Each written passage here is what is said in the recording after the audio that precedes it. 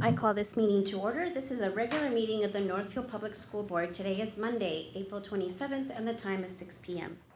This meeting is being live streamed and recorded. The recording of this meeting will be posted on the district website as soon as possible. Welcome members of the community here tonight to observe the important work being done on behalf of all school district stakeholders. Dr. Hillman, we have some items in the table file. Will you update us? We do. We have an updated document in the table file related to the later school start times discussion. There's some additional financial information from Benjamin Buss in that document. But we also have the minutes from the special school board meetings held on the special school board meeting that was held on April 24th and 25th. We have a revision to the list of recommended district youth council members. We also have a number of personnel items, including some appointments, increase, decrease, change of assignments, leave of absence, and a resignation. And then we also have an updated file for the superintendent search. That is the table file for this evening. All right, thank you very much. If there are no objections, we'll add these items to the agenda as we move forward. All right, board members, please make sure your mic is on so we can record your vote. Is there a motion to accept the agenda as presented? Motion. Okay, thank you, Maggie. Can I get a second? Second. Thank you, Amy. All those in favor say aye. Aye. Opposed? All right, motion passes. Item 3 is our public comment, and we do not have anyone signed in, so we're moving on to item 4, announcements and recognitions. Dr. Hillman. Yes, I have a few announcements this evening. The Cinco de Mayo community celebration will be held on Thursday, May 5th from 5 to 7 p.m. at Northfield Middle School. Community members can enjoy authentic Mexican food, dancing, and activities for all ages. And as a reminder, all the money raised at that event goes towards scholarships for the Northfield Latina students. Now through May 17th, art from the Chalk Talk exhibition is on display in storefront windows throughout downtown Northfield. The work was created by Molly Oddy's grade 8 art class at Northfield Middle School during a 4-day artist in residence workshop led by renowned photographer Wing Young Hui this past February and March. We want to congratulate the Northfield Middle School 8th grade orchestra, who under the direction of Heather Olivier earned 2 superior with distinction ratings at the Minnesota Regional Festival, and an invitation to participate in the state middle level festival honors concert at Orchestra Hall on Tuesday. This was back in March when they performed there. It was the 7th time that the orchestra had been invited to participate. The Northfield FFA had another strong year representing at the Minnesota State Convention on April 20th and 21st. 17 members attended. Northfield FFA members competed in 3 career development events. In addition, Grant Kreft and Hector Villanueva earned their state FFA degree, an honor earned by only 2% of Minnesota FFA members. And Josie Keenan and Isabel Osmus served as FFA Foundation ambassadors, representing Northfield among just 27 students selected statewide. And Carter Feldman and Alyssa Malika served as voting delegates, helping shape the future of the Minnesota FFA. And on a side note for the FFA, the goats are back at Northfield High School as of this week, and a lot of excitement about the Raider goats being back in the courtyard. And we thank TJ Austin and FFA and the Ag program, such a really great addition to Northfield High School. We also just want to celebrate that coming up next week is National Teacher Appreciation Week. Teacher Appreciation Week is celebrated in the first full week of May, and it's our chance to say thanks to those that play or have played such a huge role in the lives of our students at Northfield Public Schools through their teaching career. So that's coming up next week. Those are the announcements we have for this evening. Very good, thank you. Board members, do you have anything to add in terms of announcements or recognitions? Okay, we'll move on to item 5. And that is items for discussion and reports. And first we have the proposed 2026-2027 general fund budget. Director of Finance Val Murdersdorf will present the proposed 26-27 general fund budget. This will be an item for individual action at the May 11th regular board meeting. Hi, Val. Good evening. Thank you for, it's on now. Thank you for having me. I'm excited to present the general fund budget tonight. As you know, we've presented several budgets over the last several months, and the general fund's really the culmination of that. And then approval at the next meeting will be all the budgets that have been presented in the infamous budget book. So we are working on that. But As you know, we do not start a presentation without talking about the district's strategic plan. And I will often comment that stewardship is where my department focuses most heavily, which is true. But truthfully, the general fund budget is a representation of our priorities in dollars. If we are not prioritizing the things on this plan in the general fund budget, that's a different problem. So tonight's presentation is really going to have all of the strategic commitments and benchmarks coming into play. So in a not shocking turn of events, we continue to experience declining enrollment. You can see there's some enrollment history as well as a few years of projection on this particular slide. For the calculations in terms of revenue, that dark blue adjusted pupil units is really what nearly all of our district formulas are based on. So for 26-27, we're looking at about 4,089.2 adjusted pupil units. That's the weighted calculation. So as a reminder, through sixth grade is 1.0, and then 7-12 is 1.2. ECSE is a slightly different calculation. Those are the integrated preschool students who attend based on the hours they're served at the NCEC. So again, continuing that trend, as we've talked about, really declining birth rates across the state and nation is not unique to Northfield, but something that we are grappling with like every other district. And just a shortage of affordable housing here in Northfield for new families to come move into, should they desire to come here.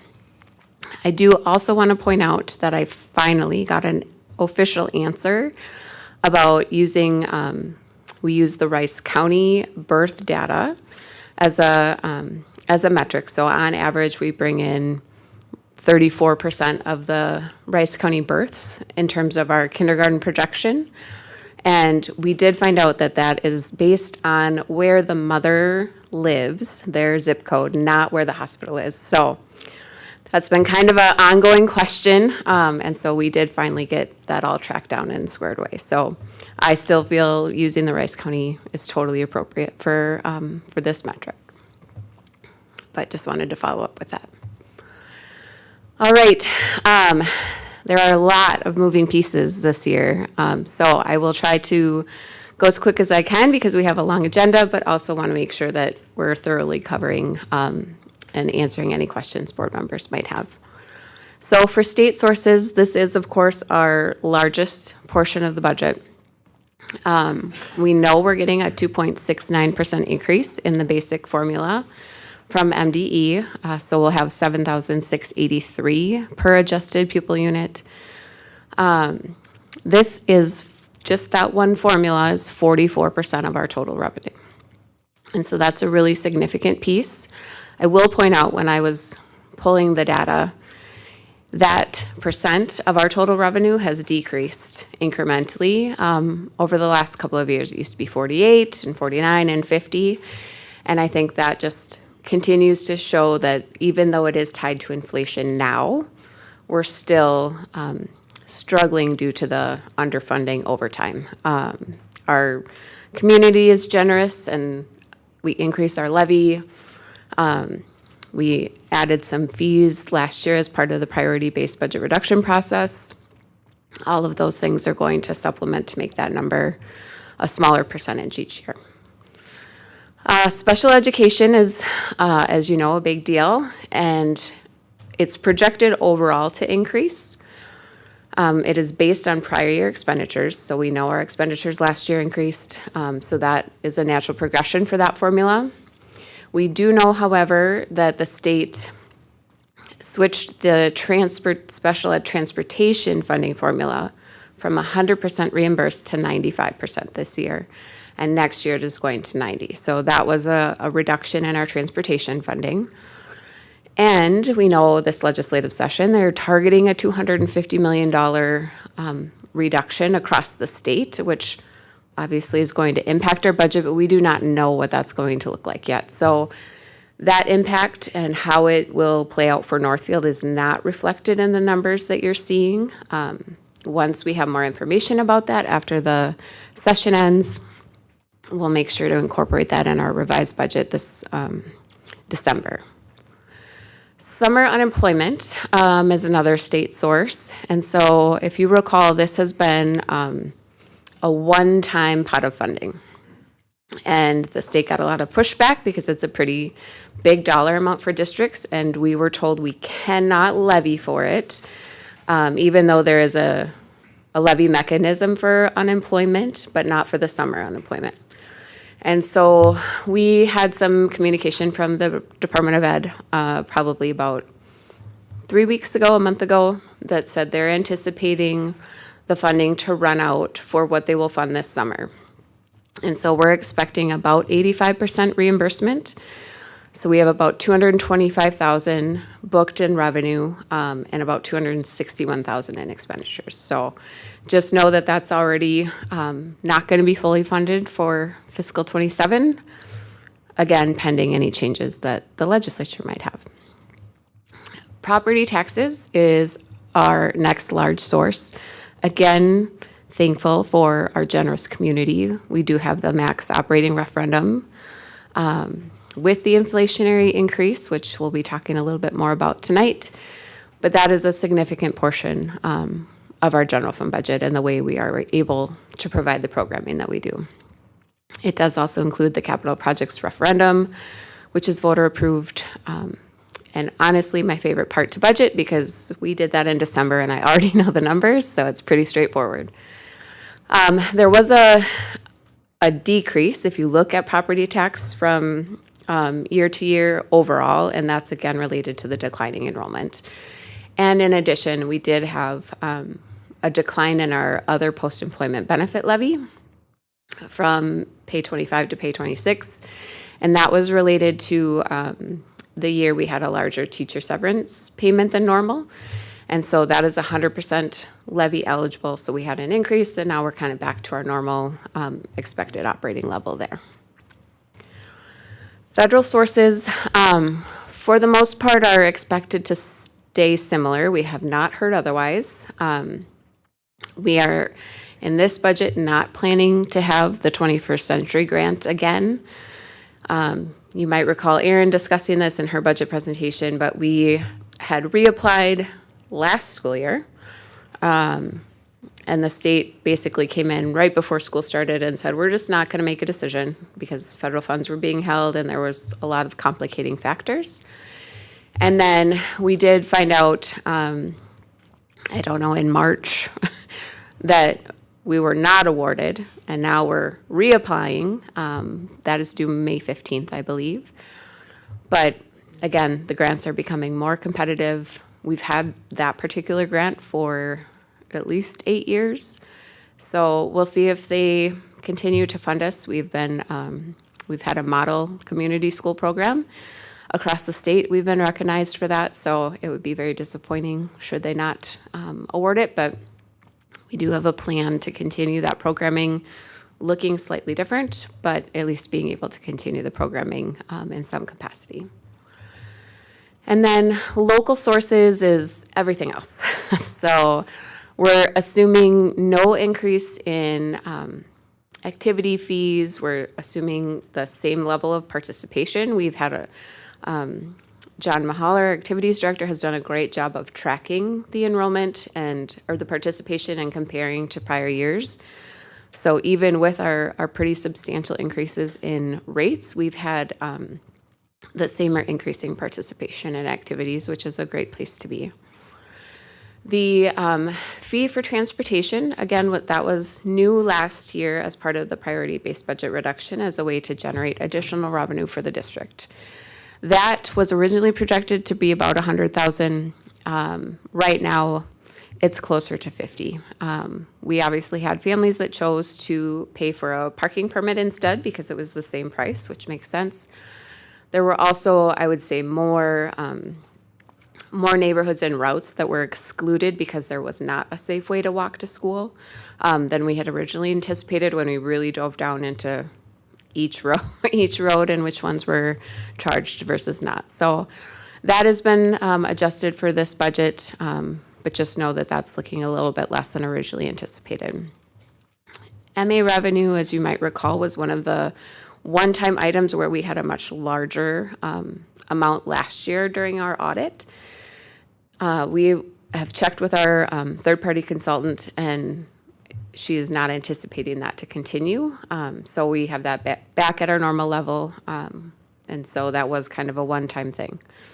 Interest earnings has increased slightly. Again, we continue to outperform in interest earnings, but it is also pretty volatile.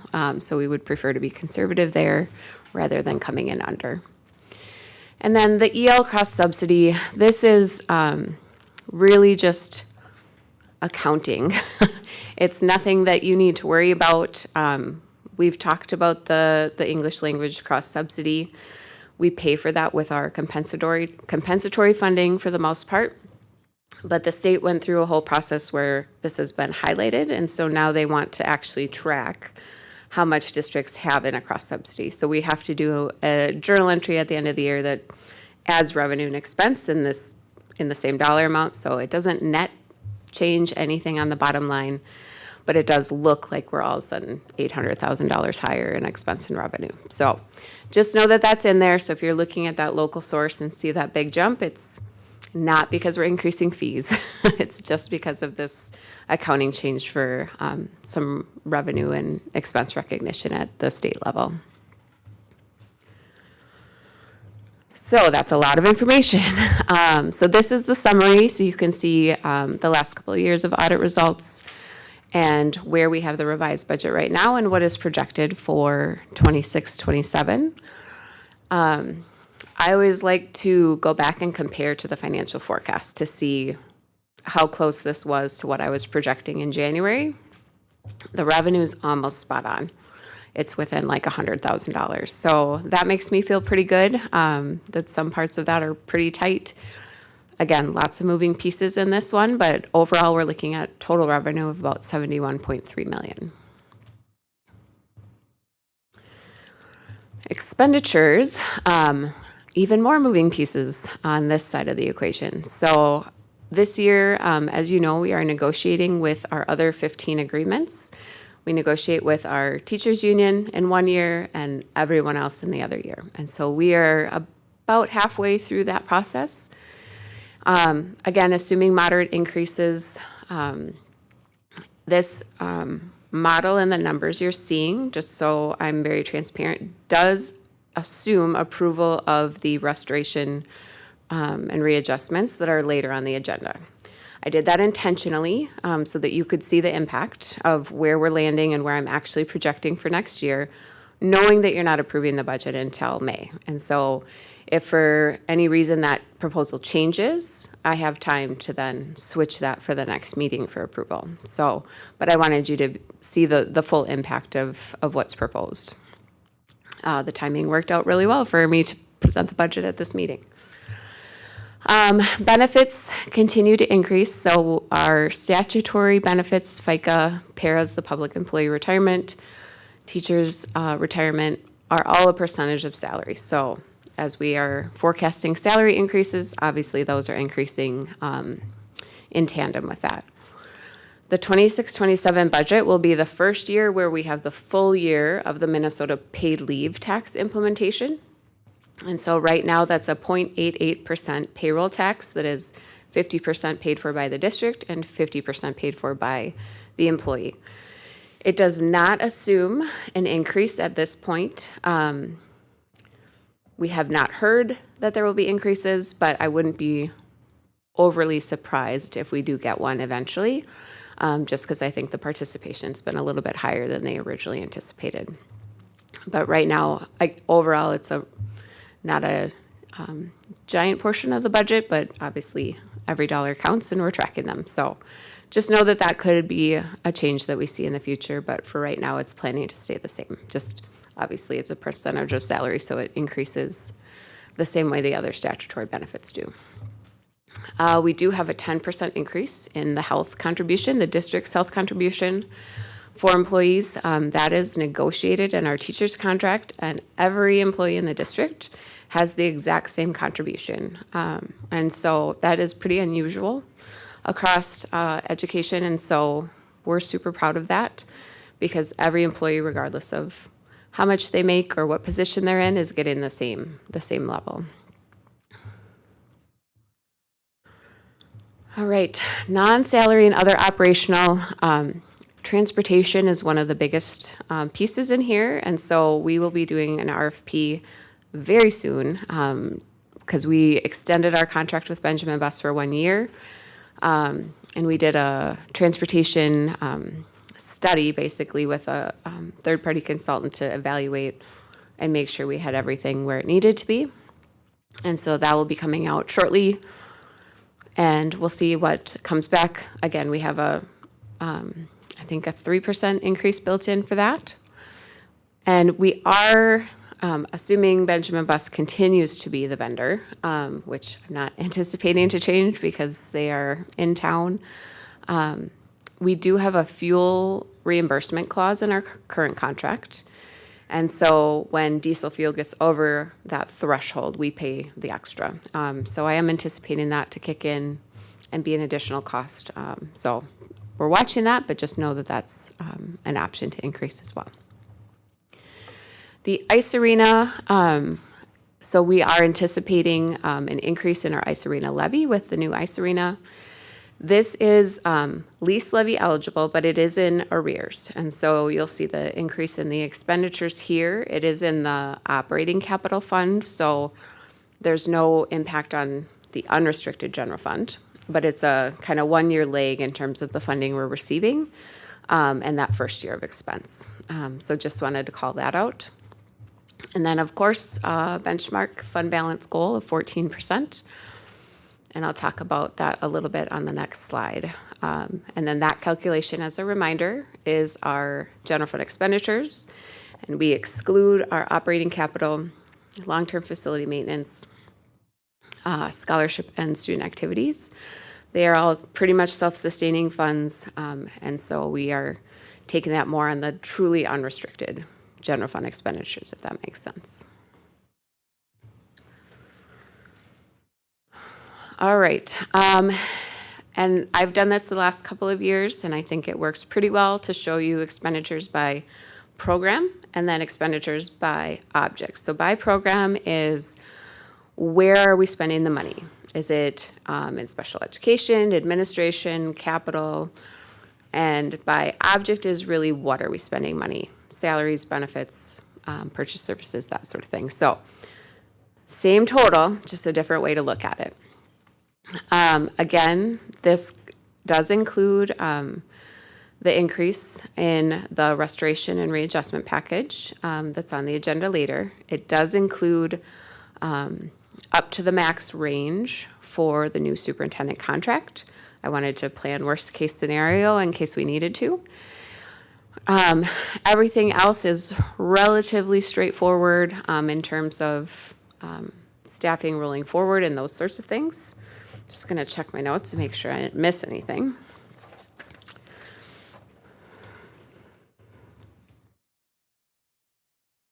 Yep, I think that's about it. Again, I didn't explicitly say, but for our non-salary budget, roughly 3% across the board is where that landed. And so total proposed budget for expenditures is about $71.2 million. And then this is by object. So that same 71.2, as a reminder, salaries and benefits make up about 80% of every public school budget because we are a people business. We are hiring staff to do good things for kids, and our budget should reflect that. And so all of that data pulled together, I know that was a lot, has $71.3 million of revenue and $71.2 million of expenditures, meaning we have just shy of $70,000 of a surplus budget, which I'm super grateful to present.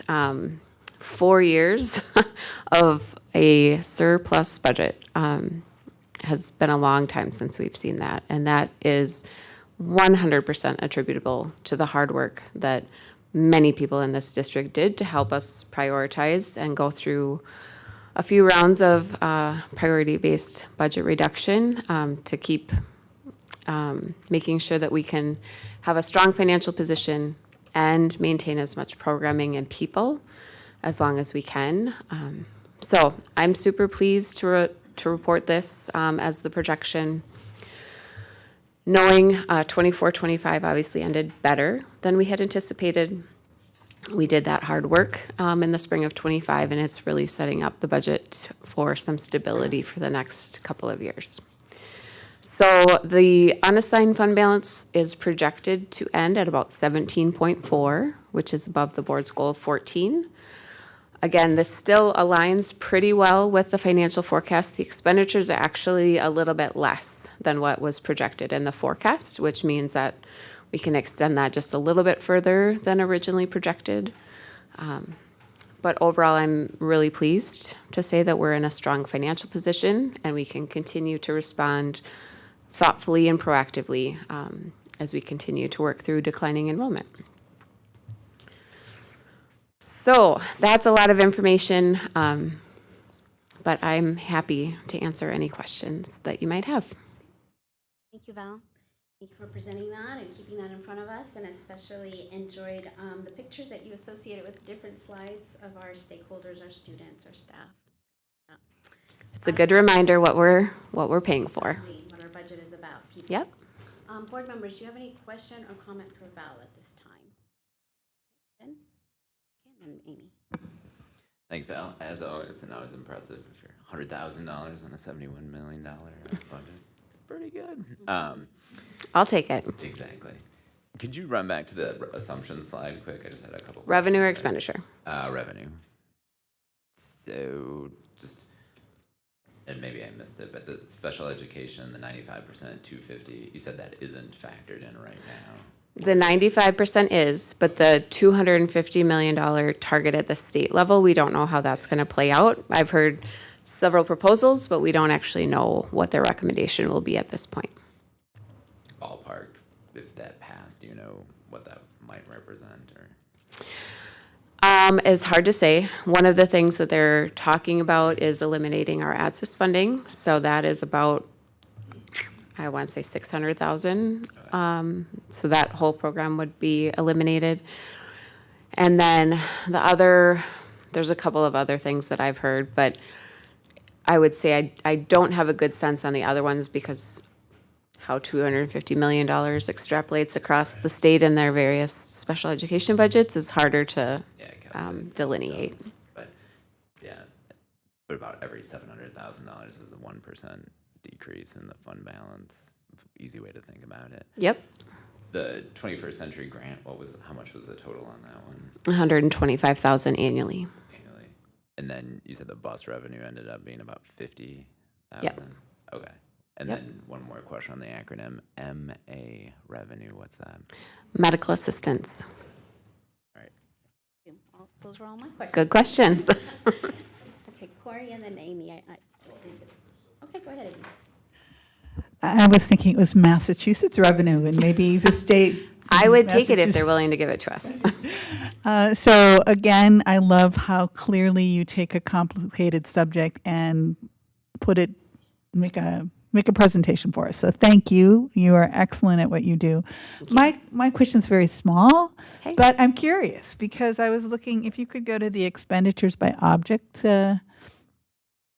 and I'm wondering why our dues and membership more than tripled. Oh, thank you for saying that. That's the other 800,000 for the EL cross subsidy. So it's in the revenue and expenditures. So the net is not impacted at all, but that's what's sitting in there. So it is not that we decided to spend $800,000 on a fancy dues and memberships. It's really just that offset of that other MDE accounting shift for our EL cross subsidy. Why is it under dues and memberships? It's because of I didn't want the label to get super complicated. It's because of the way it's coded. So it's coded to an 800 series code, which is labeled dues and memberships, even though it's technically considered like a permanent interfund transfer. So I thought that'd get a little too complex for this particular Yes, thank presentation, you but I for- appreciate you calling that out. Thank you. Absolutely. Yeah, I'll just echo the appreciation for you and your team's work of getting us to this point in the Thank budget you. discussion. It's always very thorough and easy to understand, I think, for most folks. Still a lot of numbers, but and I also just want to echo your comment about the work that was done last year. And while 17.4% is a great projection for our fund balance, it's a 1-year number, and that target's going to move next year. So Yep. while we were talking about restorations tonight, and there's certainly potential for future talks, that numbers continue to shrink if we're not thoughtful about it. So just want to recognize the work that your team has done, and obviously the community last year, as well as the board, to get to this point, and this hopefully staves off significant changes for 2, 3, maybe more years, depending on what kind of work we do. So just Yep. want to acknowledge that work again, and thank you. Thank you. I appreciate it. Anyone else, comment or question? Okay, thanks, Val. Thank you. Okay, item B is Superintendent Hillman will facilitate a discussion about later school start times.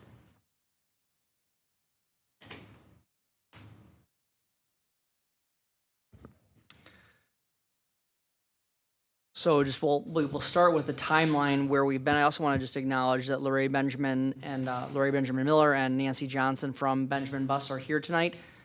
If there are any specific questions related to any of the costing that we've talked about and just some of the logistical pieces. So because people come to conversations at different times, I'm just going to walk through briefly how we got here.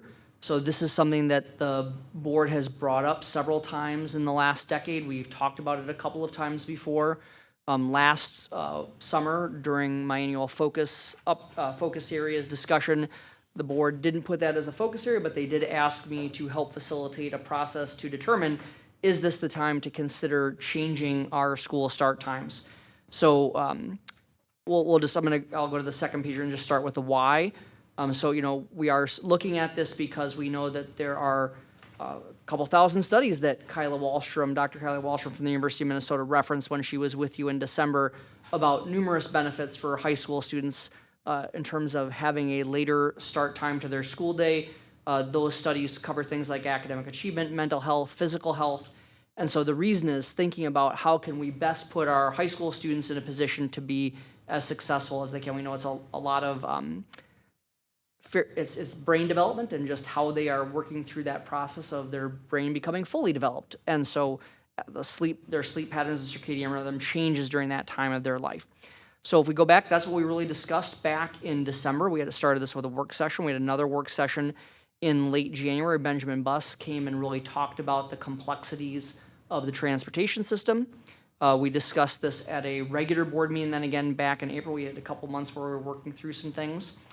And then we're talking about it here tonight and some pieces that are planned to move ahead. So just the timeline there. So want to come back to if we did approve a change, when would it start? And any changes to the daily schedule, we want to give parents a long runway on any change should the board decide to move ahead.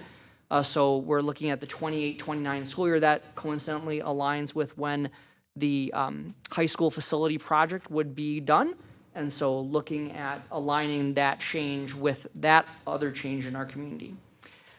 Transportation is one of the biggest adjustments that we have in this. And so in the packet, I just want to be really clear, in the packet I included a bunch of information that we used at work sessions.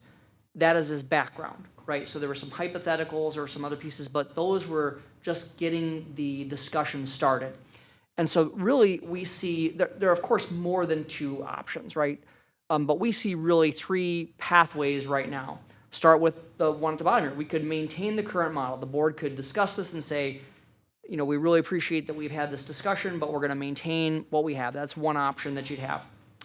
Another option that you would have would be moving all the start times back by 40 minutes. If you move the start times back by 40 minutes, that gets the high school to begin at 8:30, which is where the research says you begin to get the benefits. The middle school would start a little bit later than that, and then elementary schools would start roughly around 9 o'clock. Again, we're not getting down to the minute quite yet, but you're just getting the general idea.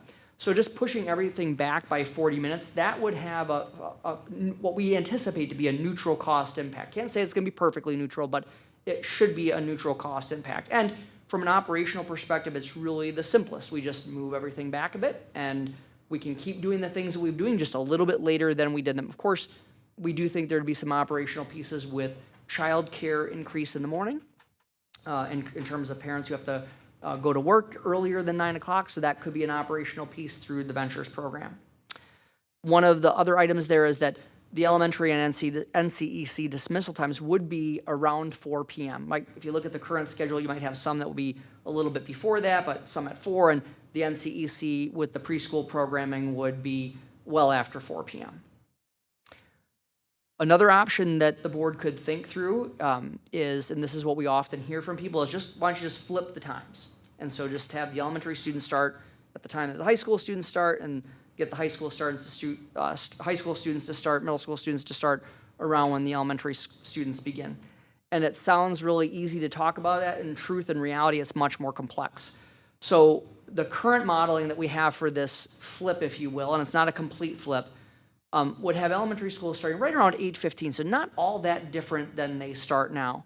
Middle school at 8:30, high school at 8:30, middle school at 8:37. Now, the morning routes would, according to Benjamin Bus, would need some really limited adjustments, but the afternoon routes are much more complex.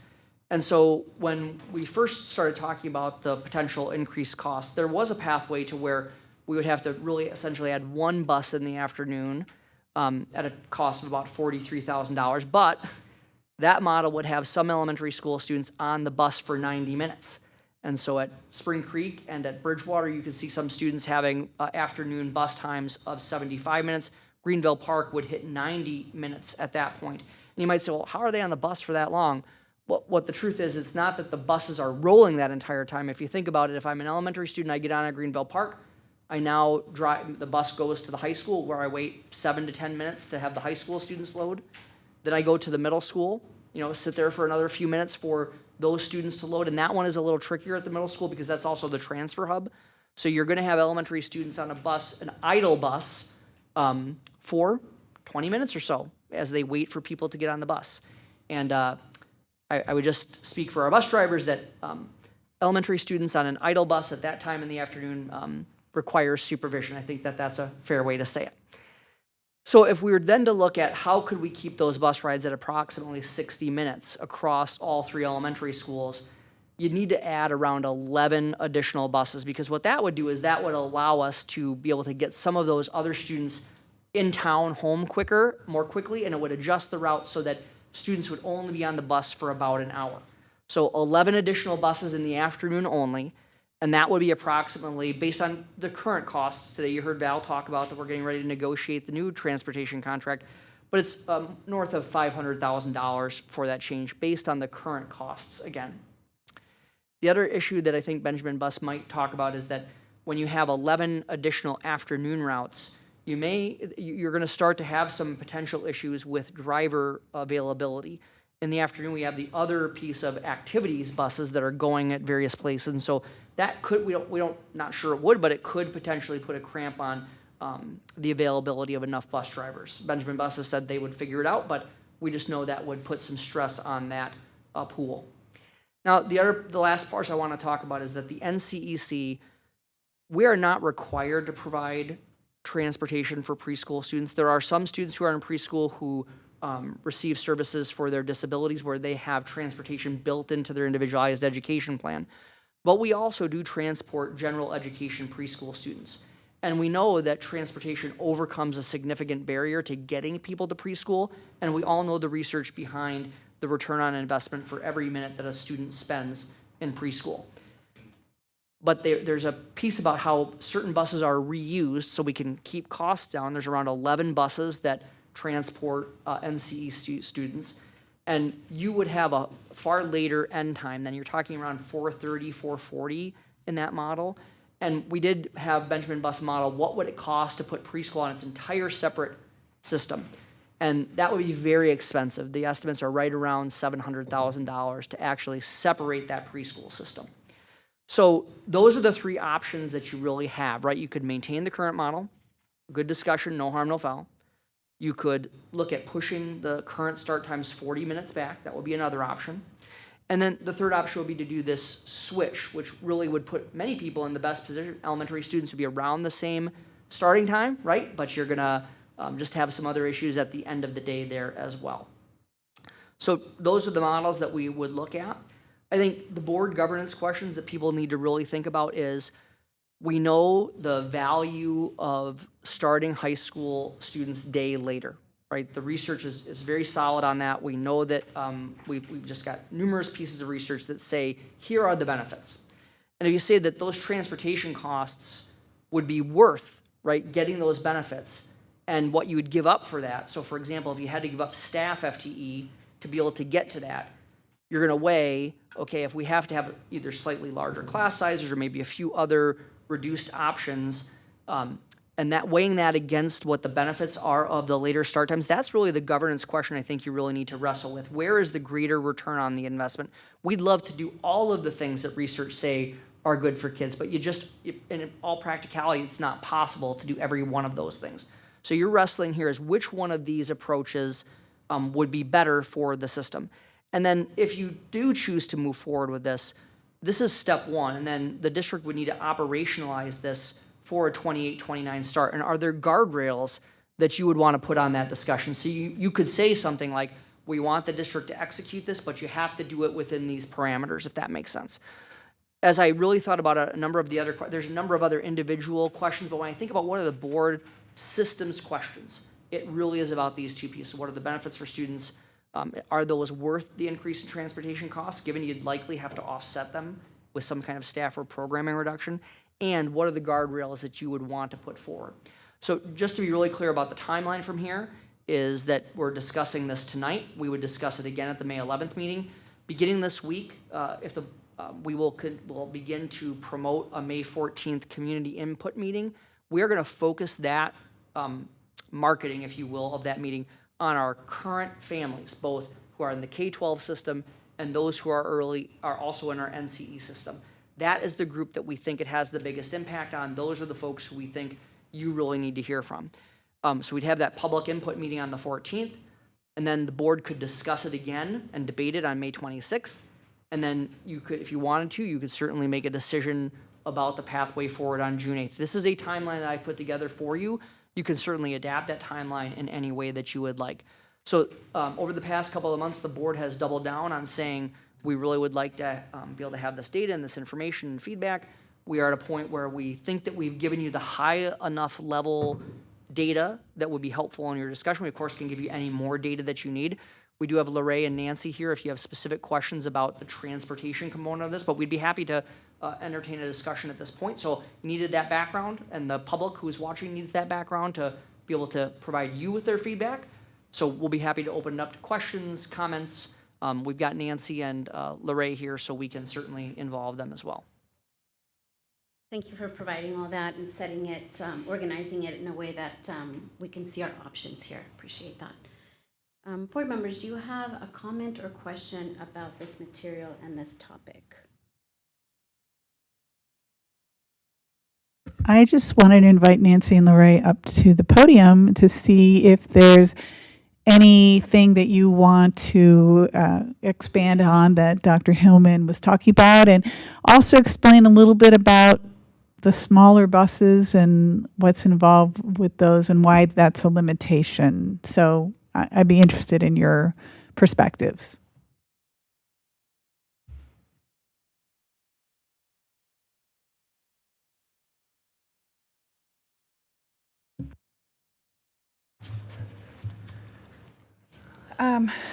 Yeah, so I would just like to say, I think Dr. Hillman touched on most of all of the information. I don't really feel the need to have to really expand on anything that he has touched on, unless you do have particular questions, specific questions, I would say. But in regards to the small vehicles, can you just, I guess, expand a little bit more on what you mean by limitations with those, or? Well, I know at one point, I guess I'm looking at the smaller buses that take the early childhood students and the SPED students. Yeah. SPED, and then there's.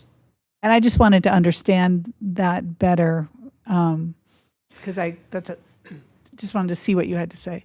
Sure. Okay. So we do use the smaller vehicles. So we would have the smaller yellow buses that we do use for special ed transportation, and then we also use that for our smaller students, for the NCEC students, and then we also have some minivans that we do that transportation with as well. We use those types of vehicles for that transportation because the smaller buses, they have other things such as wheelchair lifts in them. They also have integrated car seats, 5-point harness type car seats that are integrated into the seats for smaller children as well. And then also our minivans, we use those for the smaller children and special ed transportation because we're able to put car seats and booster seats and all of that in there as well. Some of those special ed students and even the smaller, younger students for NCEC, they can benefit from being in those smaller vehicles due to that smaller environment. They just behavior-wise, sometimes that is better for them as well. Thank you, but that's great. I have a question for Dr. Hillman as a follow-up. If we're getting reimbursed for special education transportation, would that offset any of the additional expenses that you were projecting? I'll ask Val to help me weigh in on this. I think it's certainly, we're already being reimbursed for the transportation that's happening now. So Val, we're obviously going to be going to 95% and 90% reimbursement, so we're already going backwards there, but what's your analysis? Yep, we can only. Just kidding. We'll get there. We can only code the students receiving special services who transport on those buses to special ed. So we actually have a process that allocates part of the mileage based on the number of general ed students that are opting to ride. We do charge them a small fee as part of their tuition if they opt into that, but that portion is kind of reassigned out of the special ed funding formula, if that makes sense. So I would say it's not a super reliable revenue source that I would feel really comfortable relying on. Does that answer your question? Yes, I guess my next question would be what percentage of the students are special ed students and are general ed, and what would happen if we stopped offering transportation to general ed? I don't have that percentage off the top of my head, but we can certainly gather that data and share it out. And I think that certainly not apples to apples, but I was just at a presentation last week where Aaron Bailey was talking about a summer program where they had offered transportation for years for the summer. Now, this is an elementary school program, so it's a little bit different, but this is just the power of transportation. So it's a summer program for students, targeted services programming. They had been able to offer transportation for some time. They stopped offering transportation 1 year, and they lost 70% of the students. So the transportation piece, we all obviously know people are very passionate about it. When we've reduced some transportation pieces before, we know we hear about it. So I do think there is the possibility, I'm not going to say it's as much as 70%, but I'm just saying that we know that fewer people will come if there is not a transportation option, from our experience. Ben? Thank you both.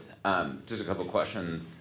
The $43,000 option, I think, where you had one bus at the end of the day, said some students up to 90 minutes or more. Then, do you know roughly how many students that represents? Like ballpark. 170, is it? Yeah. I would have to verify that for sure, but I believe it was around about 170 students. So It's more than a handful. Yeah, yes, yeah. It's the rural elementary. It'd be mainly all of the rural elementary students, yeah. Gotcha.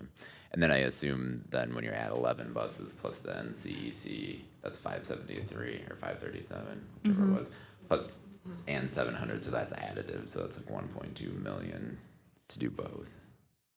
Yes, if you were to take the NCEC and have it run basically on its own, yes, yeah. Totally separate. Yes, yep. And then one last question. if we shifted everything, just 40 minutes, kept it the same, but just shift 40 minutes, does that have any expense component to it?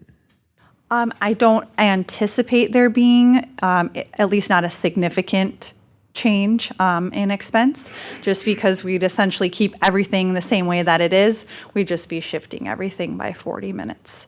That wouldn't run into any after-school kind of conflicts where you need more buses at the same time, things like that for sports. They already exist. Yeah, it already kind of exists at this point, so I would anticipate that probably just being the same as it is now, yeah. Okay, thank you. I would say that you'd want to note the drop-off times for kids. Yeah. If you push back, Yeah. or if you go back 40 minutes. Can you say just a little bit more about that? That would be, I guess, the only thing that, in regards to adding to what Matt has, or what Dr. Hillman's already addressed here, would be just to keep in mind when we do shift by that 40 minutes, that the times that those students would actually be arriving at home, we would have a few routes that there would actually be students that would be arriving, some of the last drop-off times would be slightly after 5 o'clock. So that just would be something to Yeah, kind of in the make dark note in of. the winter, Yeah. as opposed to getting picked up in the dark in the morning. correct, yes. All right, great. Yeah, thanks to you both and your team for putting work into this. I know it wasn't a light lift to go through potential routes and schedules, so it was critical for us to have this discussion. So thank you for your efforts put in there, and just also thank you for your years of dedication to our community.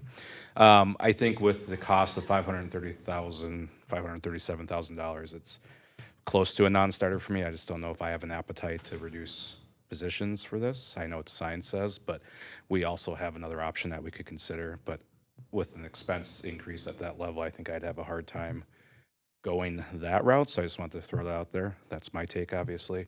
But I would be interested in pursuing a conversation about setting back times and, revisiting maybe some of the data to see. And I realize 8:30 is kind of that hard cutoff, but if it works with our schedule, do 8:20, 8:25. I don't know if the trade-offs are good enough, because I know the sign says you're disrupting people and it's for moderate gains, so maybe it's not worth it. But that said, I have a hard time swallowing that additional cost, and I certainly understand why that would be there. But from a fiscal position, I just don't think it's a wise move for us at this point. Thank you for your work on it. Thank you. Anybody else want to make a comment or have a question? Okay, Jenny. My questions are actually about the timeline, so not any busing questions. I don't know if we're on to that yet. It's fine. Not? Okay. So Dr. Hillman, I would be wondering if the survey timeline would still be April 27 through May 14? Yeah, we aren't ready to launch the survey quite yet, so it should launch later this week, but I would anticipate that we would have that survey that week of May 14th. I'm sorry, what I day? think we could have the survey results by that week of May 14th. Okay, but, and you wouldn't know a start date yet? Yeah, we would plan to launch that yet this week. Okay. And then also, so we will have the one public input meeting. And I know back in 2018, there were 2 parent listening sessions. Is that something that we could sort of switch up? Instead of the one public hearing, we could do 2 parent listening sessions as we did? Because that seemed to be I read through there was 298 feedback responses, and that seemed to be extremely successful. Not that I'm saying just the one public hearing won't be, but we've kind of seen a pattern when we do hold these public input sessions, the way that we've been having them anyway, that the attendance isn't really there. And so I'm wondering, just throwing it out there, if we could switch things up a little bit and go to that route. Yeah, we certainly can look at how we would, if the board would like to have additional public input, we absolutely can, right? I mean, I think that you really make a fair point about the most recent public input session that we had, but when we think back to the budget pieces that we've done, we've had incredible participation. And I think it depends on what the issue is. I can't say yet what this issue would be, But if the board would like us to look at more than one session, we can certainly modify the approach. I will be straightforward. We would likely have to look at a Saturday as a second listening session option, because when we went back, there were some concerns about May 14th because there is a conflict at Greenville Park that evening. And when we looked at the rest of May and early June, it's just the time of the year. Well, it seems like the whole year there's always a bunch of things, during the week that are difficult to find a night where you're not going to have some group that has a conflict. So I would suggest that if we were thinking about that we potentially look at maybe a Saturday morning, because that also might be another way that people could participate. So happy to do another session. We can certainly modify the format. Whatever is the way that the board feels would be the best to get the feedback. Happy to make that change and add something. I'm glad you brought that up because that would then be all the more reason to have two. If a lot of people are already at an event on that particular day, and to have two, it's just an alternate, and then some might not be able to attend the second, but they were able to attend the first. And just to be clear, on May 14th as well, what we've done is our current plan is to begin the concert that is specifically for Greenville Park is at 7 p.m. And we plan to run the session from 5:30 to 7, and we actually plan to run it here at the district office in the gymnasium, so that we are able to have people close to Greenville Park so that they could get, if they were to be able to be here and they could stay till, say, 6:45, they'd be able to provide their feedback and still be able to get to the concert. So I thank you for bringing that up because I just wanted to clarify. We did do some thinking about how could we make it accessible to the most people. But we'll be happy if that's what the will of the board is. We're happy to take a look at an additional session. The only thing is, then I thought, that's really asking for a lot of resources. Staff, you would probably want to be presenting, and so then I thought, I'm not sure if this would help save some of those resources, but potentially putting sort of an explanation video on our website, maybe to pre-prep people, and then I'm not sure if you would still want to invest as much time in the information part of the meeting, or maybe if you'd be able to kind of slice some of that off, and then that way people too, it wouldn't have to be conducted over such a long time period that evening or that day.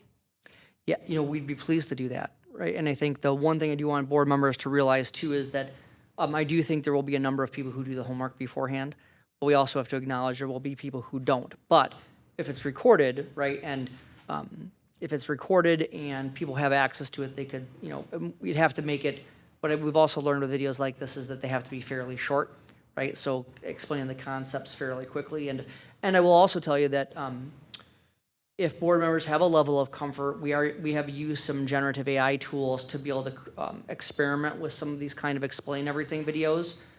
We, of course, anytime that we use a generative AI, we acknowledge that. If board members have a level of comfort in us using a tool like that to create the video, that will lighten the load. Happy to do that and do 2 meetings if that's what. This is a huge decision for you, right? In terms of now we're giving people a long runway, but if we really feel that we want to offer those, I think then all 3 of those things would be important to do. Okay, I just think it's, I'm just bringing all this up not to add more work to anybody's list here, but like you said, it's just so critical. And then also, I have a lot of opinions I could inject right now, but I just don't feel comfortable doing that because I'd want to hear from as many people as possible and as much feedback as possible from our parents in the district first. And in our past experiences, we know people will share their perspective on this one with us, right? Right, thanks. Appreciate a lot of those comments, Jenny, particularly around the timeline and getting additional feedback.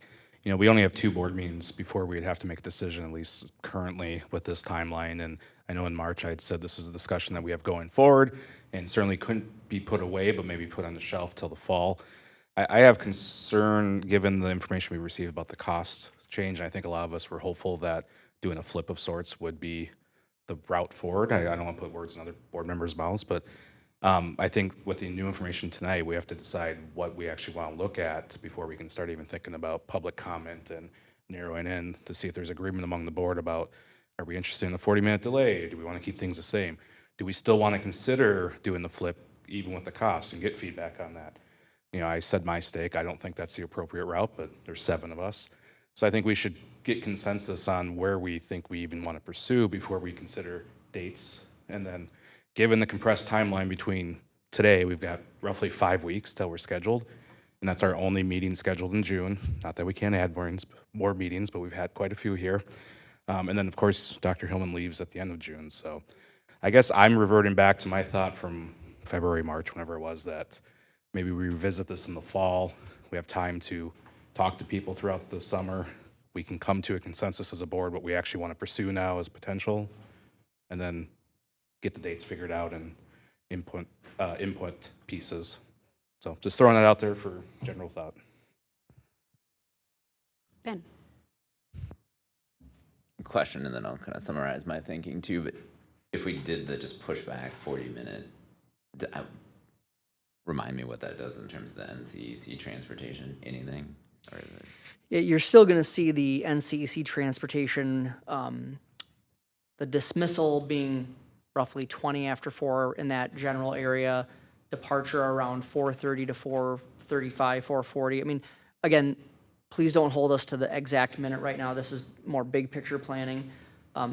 So yes, you'd see NCEC and I want to just, the other clarification I want to share is that all of this is based upon our current school days, right? I mean, you could have affect some of this by choosing to change the school day. I would really struggle to make a recommendation to you that would shorten our school day. Just personally, professionally, that's my bent on this, is that we know that time on task and instructional time, we already don't have enough time, that we'd like for instruction. So I'd be careful about shortening the day. That certainly is an option, right? NCEC is a little bit different in that regard, and so I think there's a few things that you'd have, but you're looking at sometime between 4:30 and a little bit after in that particular case. And we do have, that's the other point I want to point out with the NCEC change, is that we have to look at who supervises and how that dismissal happens, because the contract with the Northfield Education Association allows the school district to change the start time of the workday by up to 1 hour. So we could start, if we push back, we can certainly push the contract time later. With that NCEC piece, now you're getting close, right? And of course, at the NCEC, not all of the teachers are part of the NEA because of all the different particular programs that they have there, but there are a growing number of people who are part of the NEA. There's some law changes that permit. So that is it's a problem to solve. It's not a deal breaker at this point, because I think we could figure out those times. But then we also have to think about too, in some of those cases, when you push that much further back for the dismissal, if you have elementary teachers and other staff members who are trying to get to their own children's activities, that could be a sticking point for some staff. Some of this could be just a consideration of the status quo, right? These are the hours that I've worked for years, and we just know human nature, especially right now in the topsy-turvy world that we live in. People really on these kinds of things are gravitating toward the status quo. So when I think about some of the pushback that an appropriate feedback that we might receive, that could be a mix that maybe we wouldn't have had when we last discussed this in 2018 or 2019. So just a few thoughts there. No, I appreciate that, and I appreciate the bullets that you gave us. I think the first one's especially relevant to help frame what we're trying to consider, right? And I think where I'm struggling is, you have, I think, a real but intangible benefit of sort of moving to an earlier start time for older secondary kids, like later start time. Yeah, later start time. Sorry.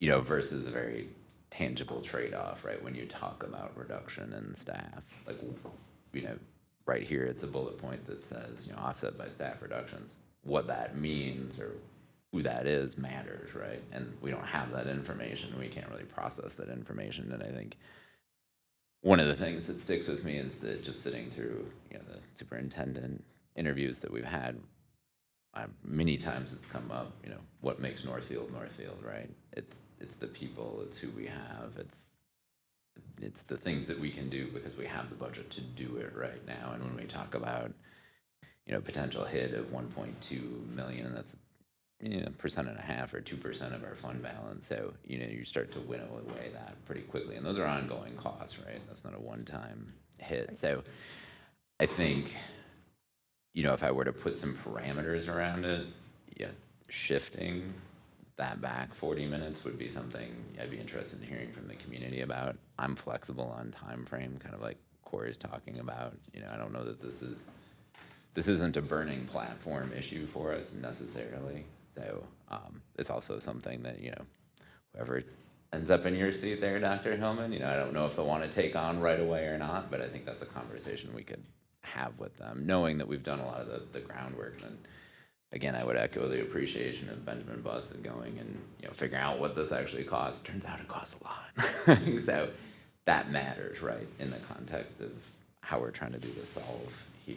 So I feel like as we get more pieces of information, or as I get more pieces of information, it helps bring my thinking along those lines. I think we have a shift option, not necessarily a flip option. And then what does that look like from, the community? How does the community feel about that? When we get that buy-in or kind of have those conversations, we also don't probably want to rush that. So I'm comfortable pushing it out a little bit. Can I make a couple follow-up Corey and comments? then Amy. Oh, yes, go ahead, Doctor. No, go ahead, Amy. I can.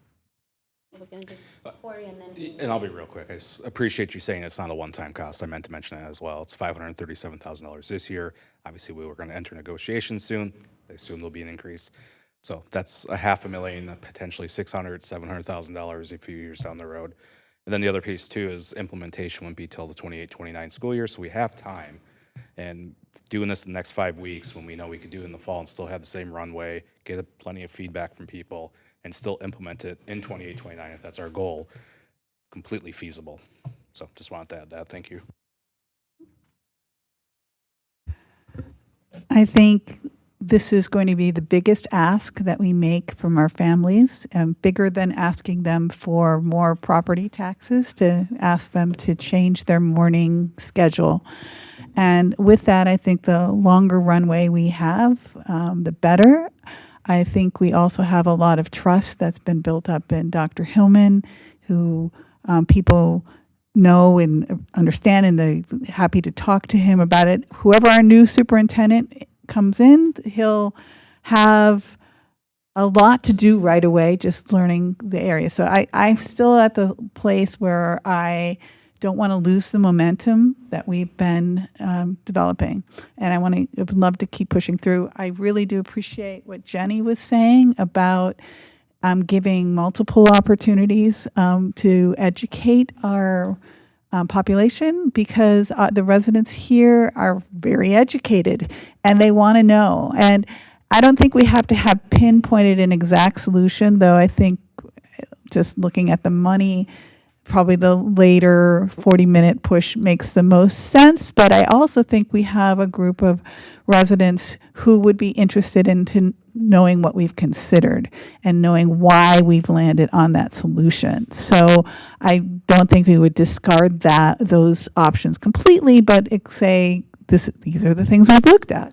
And then they understand how we got to what we got to. So my preference would be to schedule a Saturday session as well, to record the information and post it, to make sure that information gets out to as many people as possible, and just keep that momentum going. So whoever your successor is, they can build on what Dr. Hillman has done and not try to start from scratch or close to scratch again. May I ask the board a question? Because I think this goes to Jenny's point about the survey and the feedback form. If the board is really focused on saying we are probably not leaning toward an expense, right, to do the flip of the routes, that would help us narrow in the feedback, right? Because if we're only asking about, would you be able to live with a 40-minute later start time and a 40-minute, I can tell you, the fewer questions you have, the more that people will respond. And so if we could be that targeted, saying this is we don't have to take the other options off the table, right? But if we were to say this is the primary option that the board is working through, I do think that would help you get better feedback about the option. And I want to I appreciate everyone's stewardship component here, the stewardship discussion. As you saw, we have been fiscally responsible. We make hard decisions, right? We don't kick the can down the road. 4 years of a surplus budget has come through a lot of fiscal discipline by this board, and a lot of flexibility and a lot of tough decisions, right, that we've made to get here. And I do want to go back to this. I want to emphasize fund balance is incredibly difficult to build. It takes extreme discipline, and it can be gone in an instant, right, if we don't monitor it. So I want the board to really think through that, in that we know that declining enrollment is continuing for right now. And so that fund balance is our hedge against those further reductions. And if you looked in Val's information tonight, you can see 2.69% from the state on the formula, but we're really only realizing 1.94% of that, I believe, is the number because of decline. So these are all of the moving parts. There's no doubt in my mind professionally, it's a good thing, right, to have high school kids start. No question to me. The question comes back to what are the trade-offs that you're willing to do. If you can give us just happy to do the additional session, no trouble, right? The question becomes what feedback do we want to focus on? Do we want to really narrow in on that, just bumping everything back 40 minutes? That would be helpful to me. Yeah, I could say I would support that more narrow questions. Just because I couldn't in good conscience support something that was a $1.2 million ongoing expenditure, knowing where our budget is. Not realistic. Anyone else comment? Maggie? I guess I'm at the point of having more questions than when we first started the meeting, and would like to, I guess, slow down the process. I think I'm back to that sense that even mid-May is too quick to ask for public input. In part, I mean, I'm looking at the Big 9 school start times chart that we got, and how we're the only school that starts before 8 a.m. But I guess I want to know, how do these other districts do it? Like, what are they doing that's different? Are they flipped, or are they later? Is everybody later? How much are they spending on transportation relative to their budgets and to the students in those districts?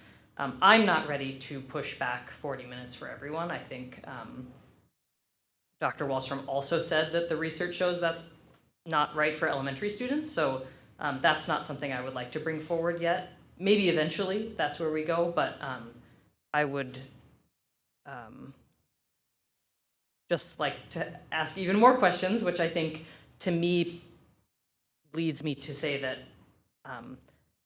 more questions now, but also in the fall, and allowing for, I mean, we will still be here. We will still be thinking about this question, and whoever is the superintendent will, I'm sure, support what we want. So we can do that work in the fall, give families a bit more time to maybe consider what are the options that we're proposing. We've heard of districts nearby that have kind of sprung time changes on their families, which I know it's a different situation. We're not saying this is happening next fall, but I think just kind of given everything that's going on, it will maybe come as a surprise to some people that we have even been talking about this. So I think I still need more information about how we might be able to do a flip. And we can get you additional information about the Big 9. I can give you a couple of examples, though, just so you know how, because you're right. You look at some other, the last time we did this, I think only Winona had a start time after 8:30 back going to, I think I'm right, Amy, when I think about that. Winona had a 9 a.m. start for years, right? Like going a long time that they went back to it. Probably there was that first wave of districts when Edina went and a few others that went right away and they just did it, and that's the way they've always done it. There are other districts so we have been running, thanks to the work of Nancy Johnson and Benjamin Buss for years, we have been running an incredibly efficient transportation system. Going back to the budget reductions in this district, probably 2006. We have one of the most efficient busing systems that you can have given our size. Other districts didn't have nearly that efficiency. So by way of example, Mankato area public schools, they were able to adjust their start times when they were making other transportation changes at the same time. So some people, when they were able to get the benefit, were already changing something with transportation, we can change the start times as well. So I think those are just two examples of how one that's been around for a long time and another one where they took advantage of the situation that was presented. And I'm sure there's everything in between. Okay, Amy? Just, I guess 3 things. At this point, I too would be leaning toward the later 40, just pushing it 40 minutes and saving, or not going into additional costs. I also wanted to mention Lakeville. There was an article about how several Lakeville elementary schools, which had start times at 9:30, they are now complaining because Lakeville, because of busing situations, are moving the start times up to like 8:20 or something, or much earlier. So there is a world where parents of elementary school students really do appreciate having a late start time, and we're not looking at anywhere near 9:30 for our elementary school students. And the last thing I wanted to mention is that we need to figure out what we're hoping to decide, because I think there's a lot of different options at what level we're making a decision. We can, whether we're saying we definitely want the start times to change and this is going to be it, and you have to figure out how to make the change, or if we give a more general, like we believe that the later start is a good time and we're looking at 8:30, and then give it to the administration and say, come back and tell us what you think and work on it.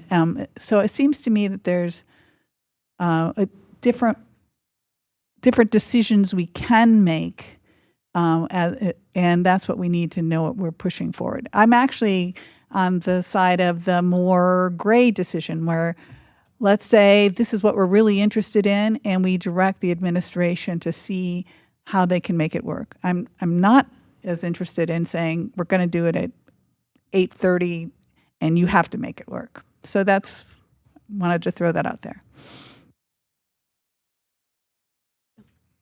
Anyone else? Yeah, I also am struggling with seeing the elementary start later.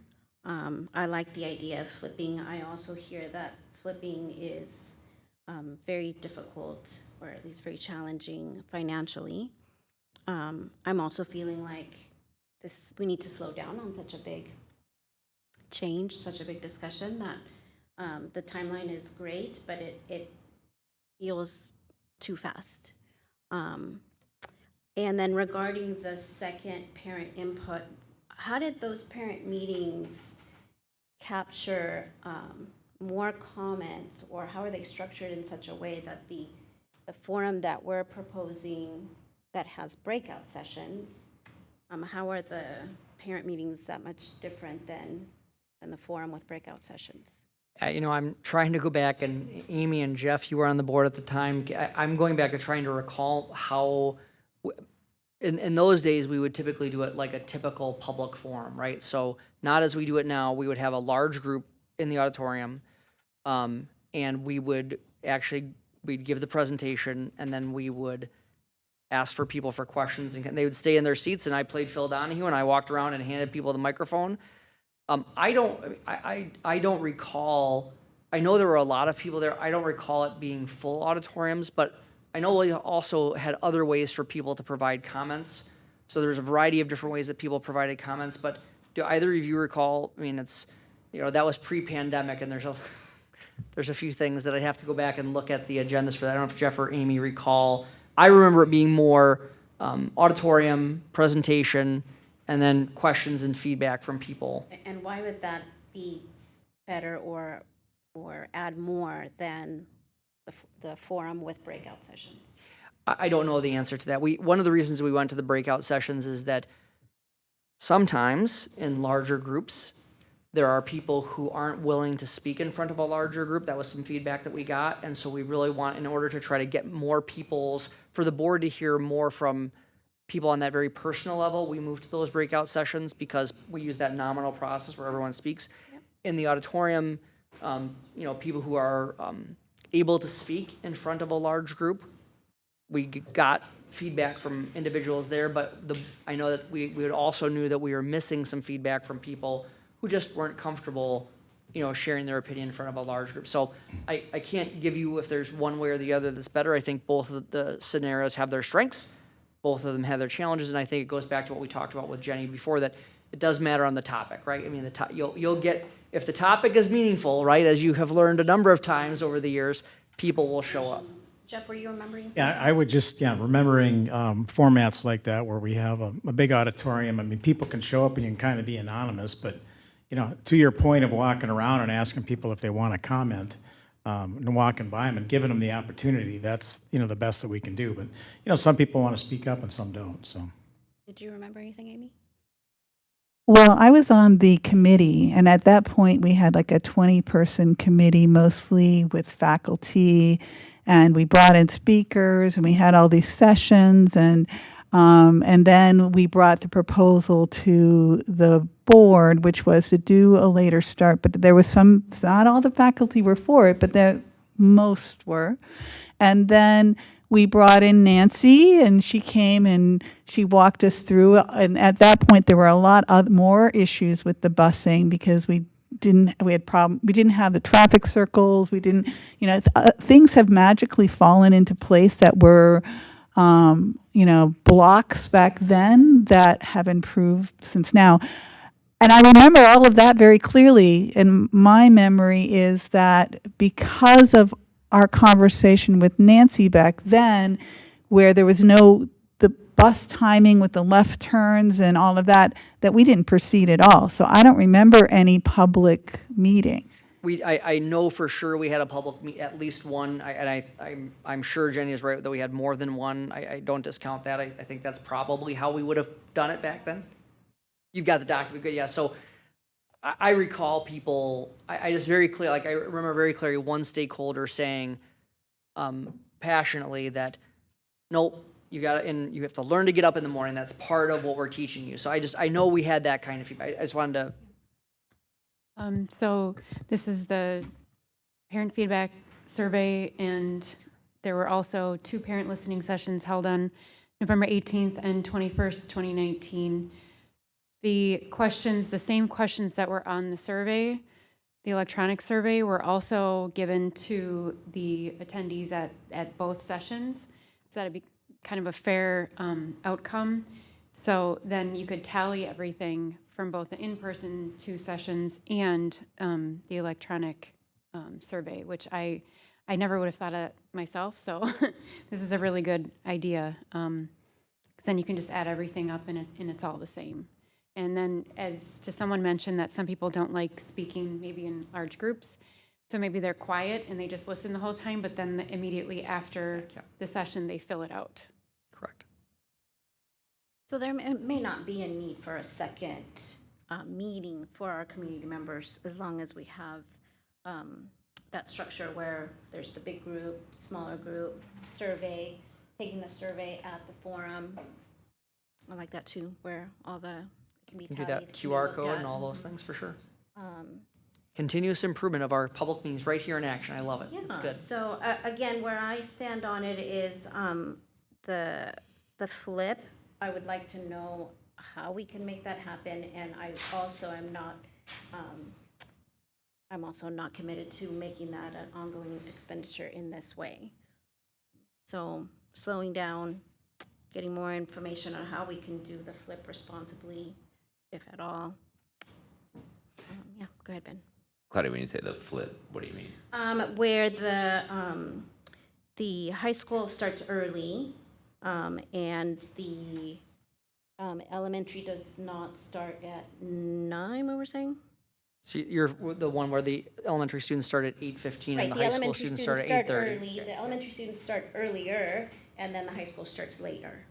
So that's the one you're interested in, but that's the one with the cost. Right, and that's what I'm saying. That's the better one if we look at the data, but I also cannot make that happen with this kind of cost. So I guess what I'm saying is I don't want to choose to make a change if it's not going to be of benefit to, the most big percentage of the students, because now I feel like the elementary students are going to be at disadvantage. So just a clarifying question. So which one are you're not in favor of either then? I'm struggling through what the options that are here, because the initially the consideration for me was that our high school students would start later based on the data at 8:30. And for me, didn't mean then trading off having our elementary students start so much later in the morning and then get home much later, because for them, as far as I have understood, it's better for the elementary students to be at school earlier and our high school students to be at school later. So that's the struggle I'm having, and that's why I would, be happy to slow it down and to get the input, to ask our parents. I know we were talking about simplifying so we can get more responses. But I guess to me, it seems like it would be 2 questions, the same that we're being asked. Okay, Amy? If I remember right, I think that Dr. Wallstrom said that later start doesn't impact the younger students either way. It isn't better for them, it isn't worse for them. So, so I guess maybe I don't remember right, so we'll see what you remember. Pretty sure in the slideshow that, I mean, I don't remember the exact statement, but I looked at the slideshow again a few days ago, and it does say that The littles should. earlier start for the elementary is better. And, I think that is a question that I would like to ask the community, because what do elementary teachers think? I mean, are they happy with the start time currently? Are they hoping it would be earlier, later? I think that's something that if we just said the only question is that we're moving it back, a lot of people are going to say that's a bad idea, just, writ large. And I think that's where I'm still not ready to ask just that question yet. Okay. Right. As I was listening to everyone, I was thinking about some things Maggie had said about hearing from other districts, because I think the big question was for those students who start 8:30, or those districts that start 8:30, how do they do it?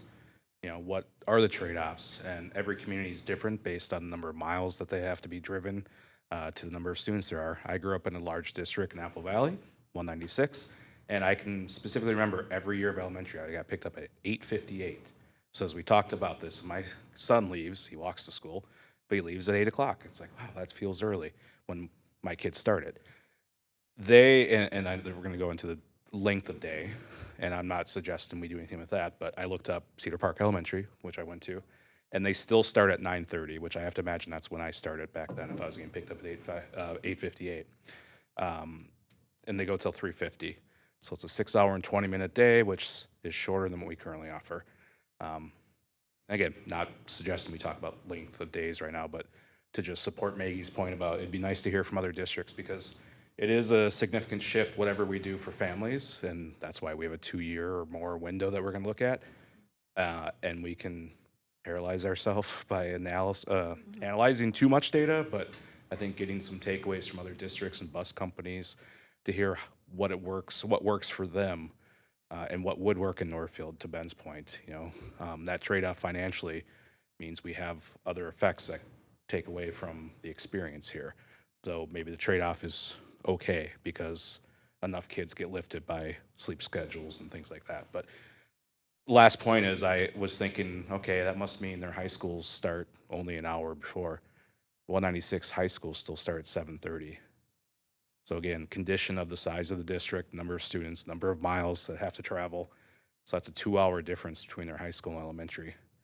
So just food for thought. Anyone else?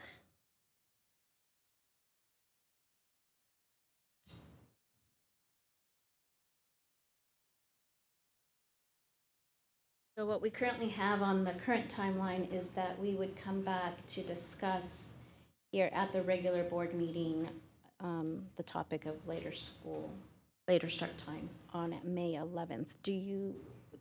Are you needing anything else from us? Do you want to hear definitively about the second meeting today? Do you want to hear about the May 14th meeting today? So I think there's a couple of things that would be necessary tonight. Number one would be necessary to find out if we do want a second date, because we want to get that on the calendar. The second part that I think is important for me to know is as of right now, we don't have much else to bring back to you on May 11th, if that's the right date. What I've heard is people saying, can you get us some anecdotal or some qualitative data from other districts who have made the change? That's no problem. And we'll have the survey, We, by May 11th, won't have the survey by then. well, we certainly, but we have could some. provide you partial Yeah, we'll have results. some results. So I'm hearing you want, to get feedback on both, kind of the flip start time and the pushback. Pushback. No problem, we can do that. People are comfortable with us using some generative artificial intelligence tools to summarize the data. Yeah. So if you want to have a second meeting, a second parent opportunity for input between now and the end of the school year, we should tell us that tonight so we can get it on the calendar. Number of questions in the survey, it sounds like it's 2 plus some demographic pieces, right? Want to capture where people are from. Are you a faculty member? Are you a parent of elementary kids, et cetera? And then is what you want us to bring back on May 11th, the qualitative pieces around how other districts have done it. That's what I heard. Corey, and then Ben, did you also have a comment? Maybe. I appreciate the need for clarification. I think before we can decide any of that, we have to decide if we actually want to do this spring or wait till the fall. I think from hearing from everybody, I heard 3 people who were interested in waiting till the fall, and I heard 1 person who wants to still get it done this spring. So there's 3 other board members I think we need to hear from before we signal anything to do out of this meeting. I serve at your pleasure. I will do what you ask me to do. Yeah, I think it would be helpful to hear, where people's thoughts are in terms of trying to get this done by June. It feels a little premature at this point to kind of rush through a process to then vote on something that I'm not really sure that we'll have complete information on. And again, I mean, for me, the financials aren't going to change, so that's not going to change my mind. If it costs that much, I'm not going to vote for it. So, yeah, I'd rather talk about, if we're going to talk about it, what are some additional variables that get thrown into that feedback process, right? Is it length of day? Just to get that feedback, is the current length of school day something that's negotiable? Maybe from an education standpoint, we don't want it to be, but it's like. And there are people who have different opinions on that than me. That's my professional opinion, and certainly know that there's a variety of different perspectives that are also valid. Yeah, but I think it's a fair ask, Corey, to say, yeah, I mean, if others are willing to share, if we should try to get this wrapped up by June 8th or whatever Where it did is. you land on that? No, I said let's push it. Push. Yeah, let's give ourselves a Slow little down. runway. Okay. Jenny? And then Corey. So as for timeline, I know I didn't speak on that yet. I was kind of waiting to just listen to absolutely everybody's opinion because I'm just right in the middle. I'm right in the middle and kind of torn. So, but as for timeline, I'm 100% okay with waiting until the fall, which Corey, is that what you had said? Mm-hmm. Okay, to extend it out to the fall, so throughout summer, we're going to be having some of these activities? Potentially, yeah. we have to I'm okay decide, with that. yeah. I just want to let everyone know, I'm okay with that, going out through the summer and then extending into the fall. Corey. So I was just going to say, I think we have to look at this as 2 parts. There's a decision-making thing, and I feel like there's a lot of discomfort here, feeling good about coming to a satisfying conclusion in 5 weeks' time.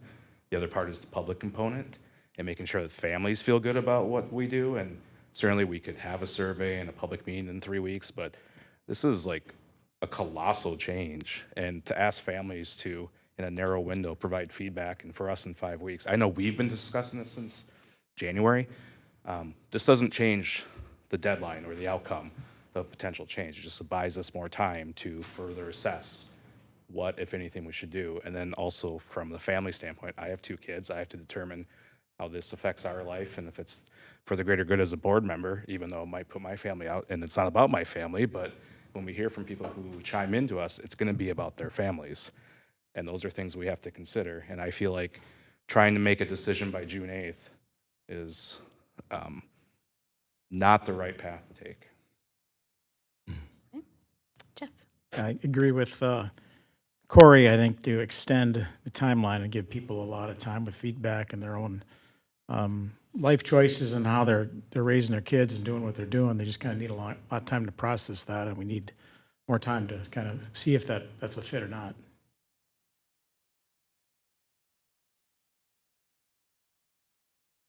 Amy, did you have?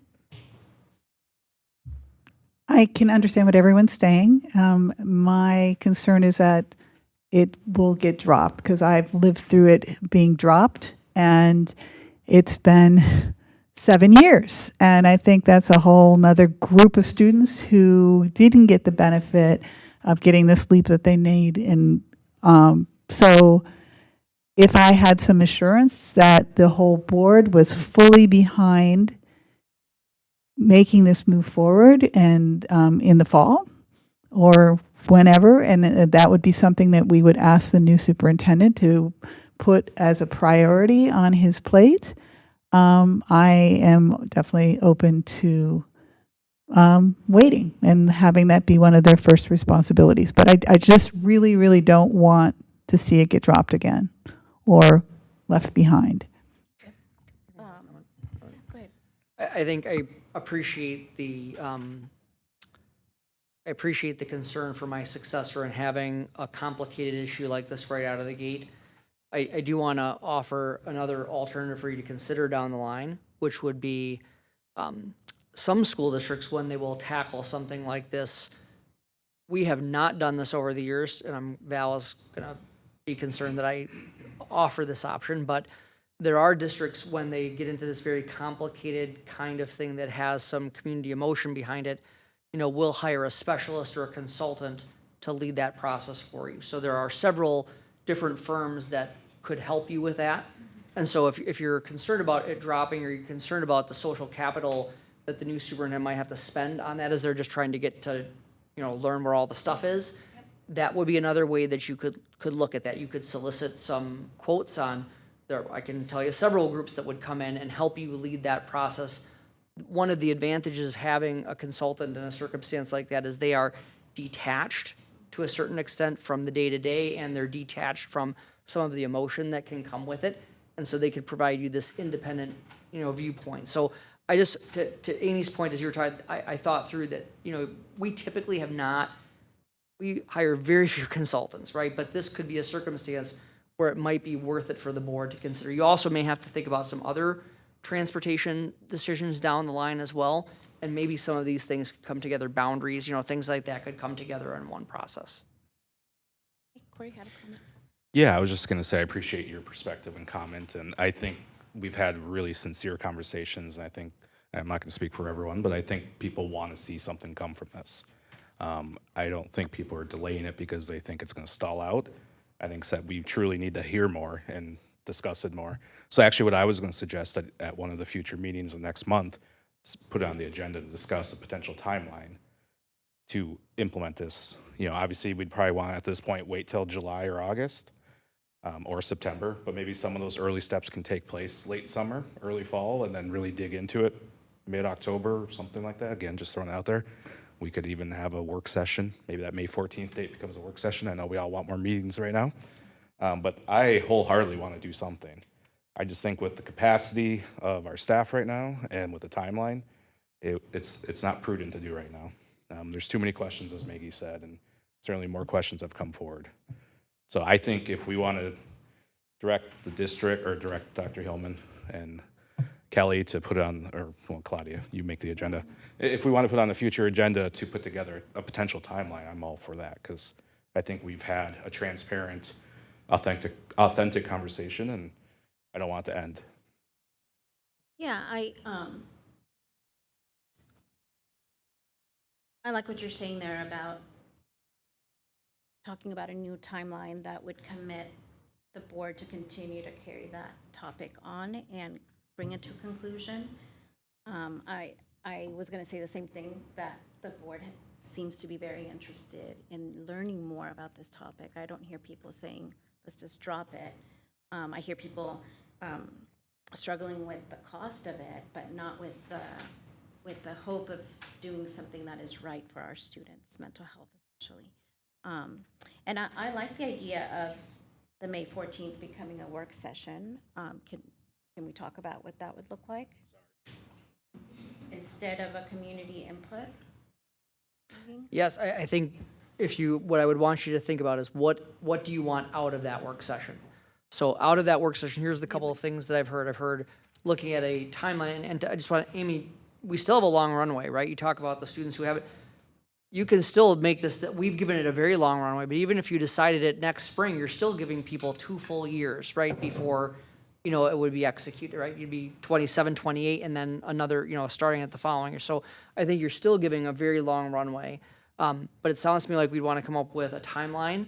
And it also, I think what I'm hearing is more of a vignette on how have other schools done this? How have they done it successfully? What are the conditions? I already know the schools that I would contact and ask them to come. I would have them complete a survey for us, right, instead of our community. So those are 2 things we certainly can do. I do think that no matter how many times you have this conversation, it is going to come back to because this is what we've learned in each of the previous couple of iterations, is that to flip the start times costs money, and it costs a pretty significant amount of money. So in each iteration over the years, that has come back the same in each time. So now I think it's more the philosophical question of, we know how much it costs. We know that it's more than it was the last time, and because costs continue to go up.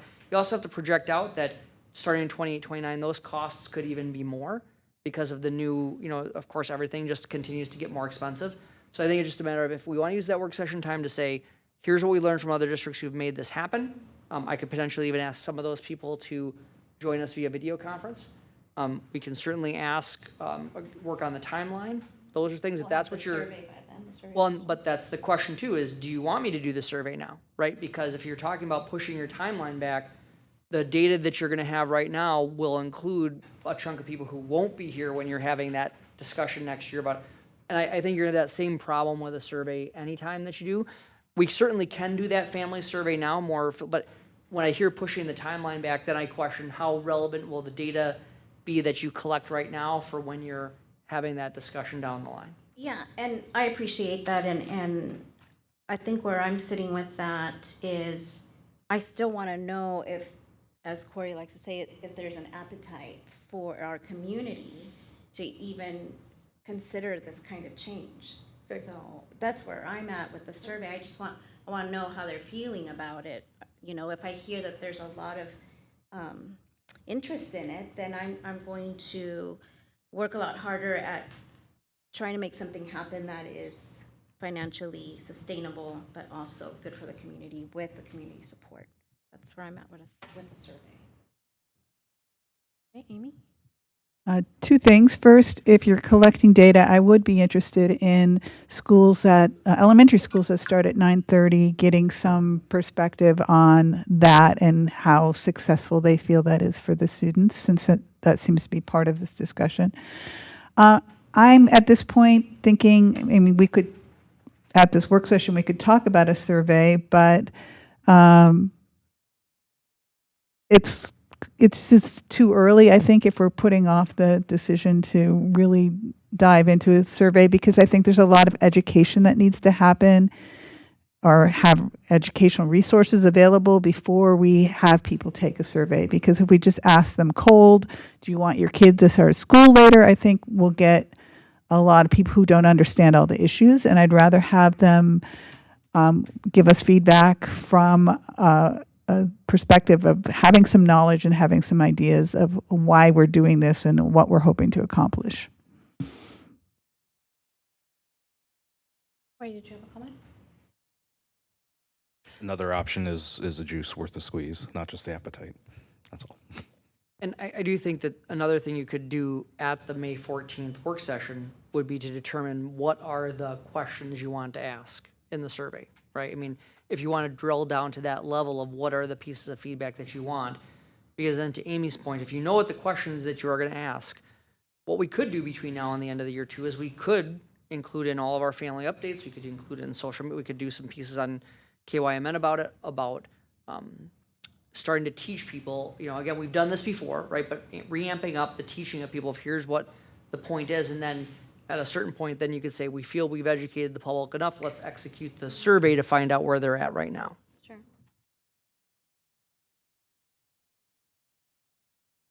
So I'm hearing for May 14th, here's what I'm hearing in general. I'm hearing talk about the timeline, talk about the what we learned from other schools, the later starting elementary schools, the people who've made changes have that, to try to curate some people who can come and talk to us about their experience. And then that evening, you could also talk about what are the metrics that you might need in a survey to be able to give you the information that you need, more of a pulse survey. Is it worth continuing down the line? Is that what I'm hearing? Okay, so then, I don't think we have a need for the timeline to include the May 11th Correct. update. And then the May 14th would turn into a work session, and then, I think we would just take the May 26th and June 8th off, because we will come up with a different timeline on the 14th. And may I ask one more question about the work session? So typically, over the years, we have very few work sessions, as you know, like, because we have 2 business meetings a month, which is unusual compared to other districts. Many districts have 1 business meeting a month and 1 work session a month. The tradition here has been to not record or to live stream the work sessions, because the whole point is, as you know, we set it up differently. It's intended to be more of a committee style. But that work session might also be an interesting opportunity for the public to learn more about this. So would people want us to live stream and record that work session on May 14th? It would change how we set it up, like things like that. It would be different, but it would also be something then where the public would have another reference point to go back. So typically, I can't think, in the 17 years I've been here, I think I remember recording 1 work session. So just, I would need, and you don't need to give me that decision today, but that's something we could talk about at May 11th as well. All right, Ben, did you have a comment? Okay, Corey? I would be comfortable with that. I think you make good points. I also want to suggest maybe May 14th isn't the right date, and we know we have that conflict. Maybe it's less so because it wouldn't be such a community engaged piece, but if we want to look at other dates, I know we have at least 1 board member here probably who wants to be out by 7. So if we start at 5:15, work sessions, Happen. I mean, unless we put a firm 90 minutes on it, which I'd be comfortable with, and I mean, we're going to have time to come back to it if we need to. And we heard that there are no other dates. True. Well, we just had Saturday night. What's wrong with that? Hey, you want a work session Saturday? No, so May 14th sounds great. Yeah. I will not be here on the 14th, if it's that.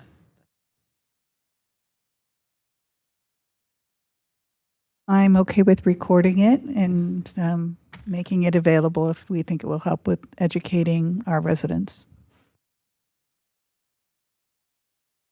Do you feel strongly about not being at the work session?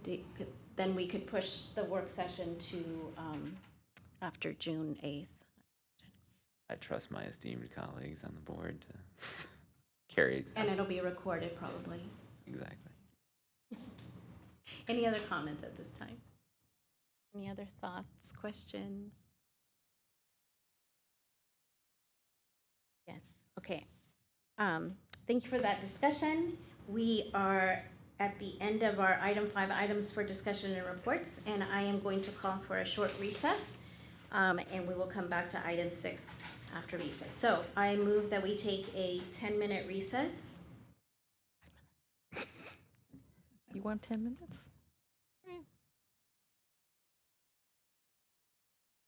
Is there a second? Second. 10-minute recess. Thank you, Amy. All those in favor say aye. Aye. Aye. Opposed? Okay, we'll be back in 10 minutes.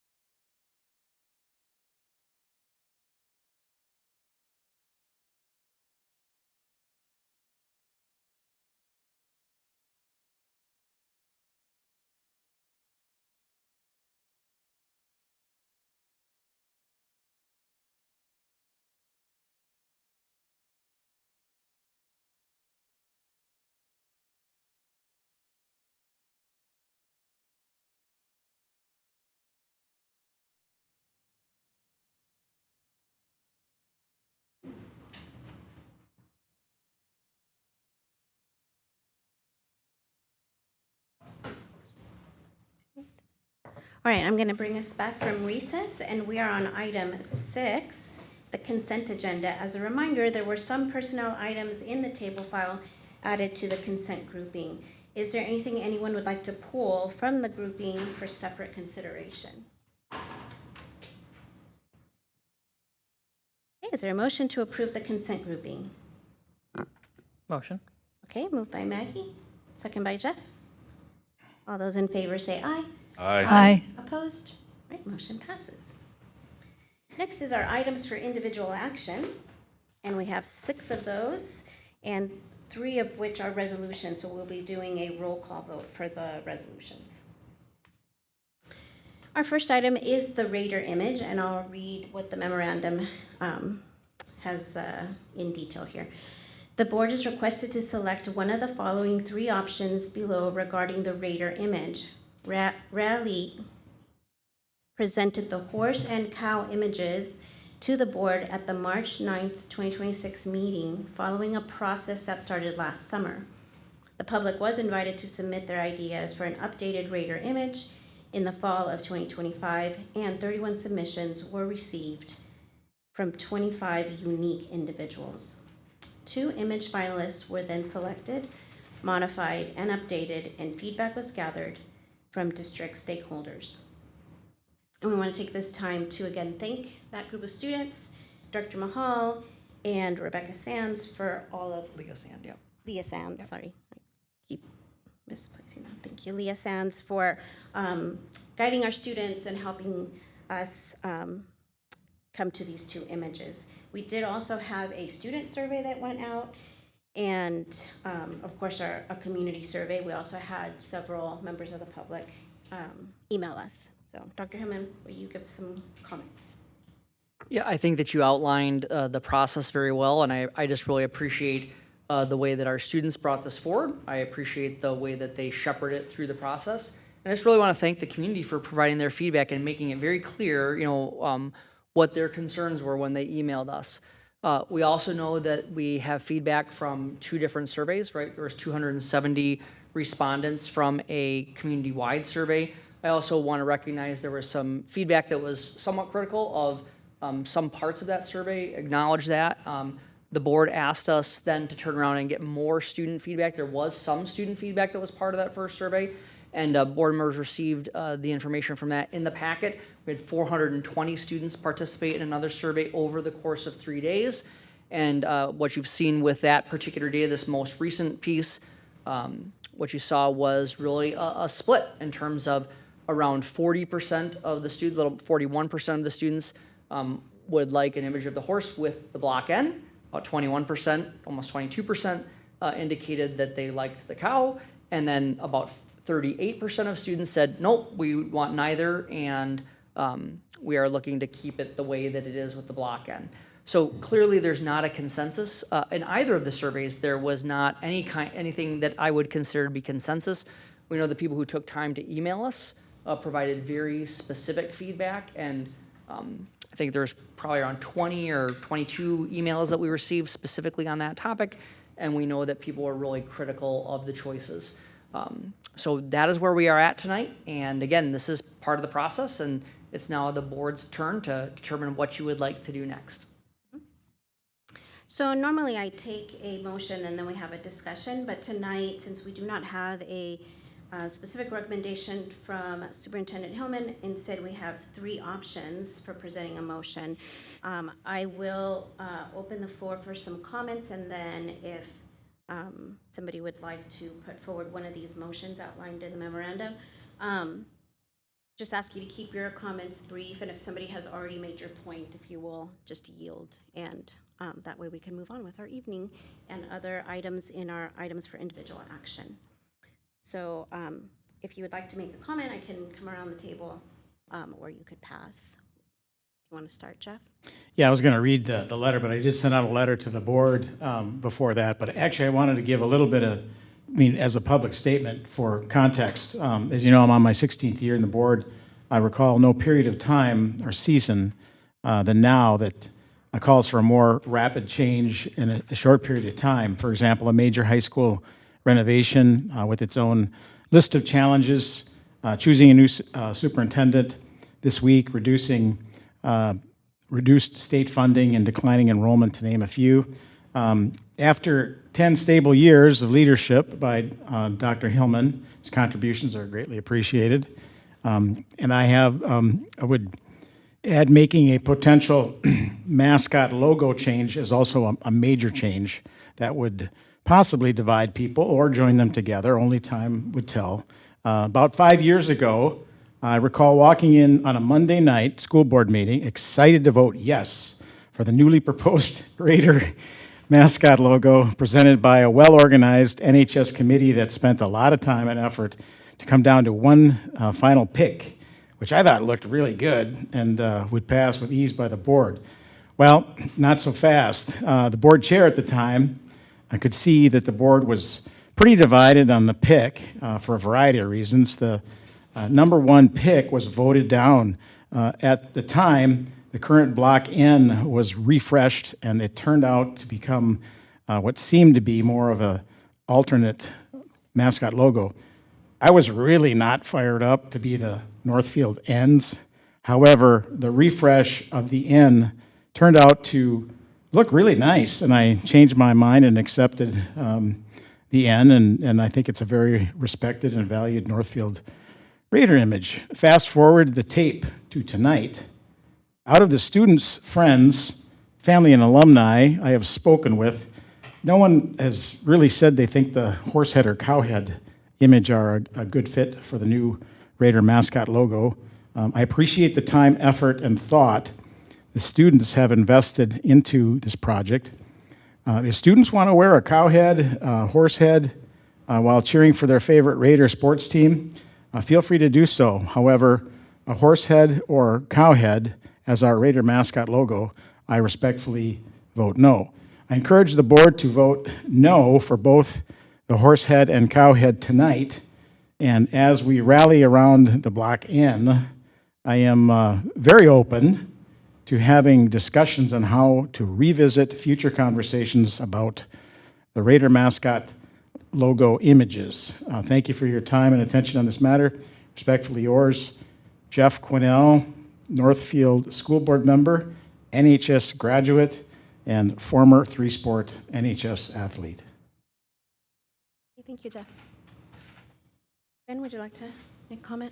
Sure. No, and I would just echo the thanks to the student groups that, kind of brought this forward. I think it's it's as much about the process and kind of learning what that looks like as it is anything else. And I think it's generated good discussion around the issue. And I think it's important, as think about what a new image might look like as we work on, a new high school, right? That could show up still within the time frame that we have, even if we don't land on a solution this evening.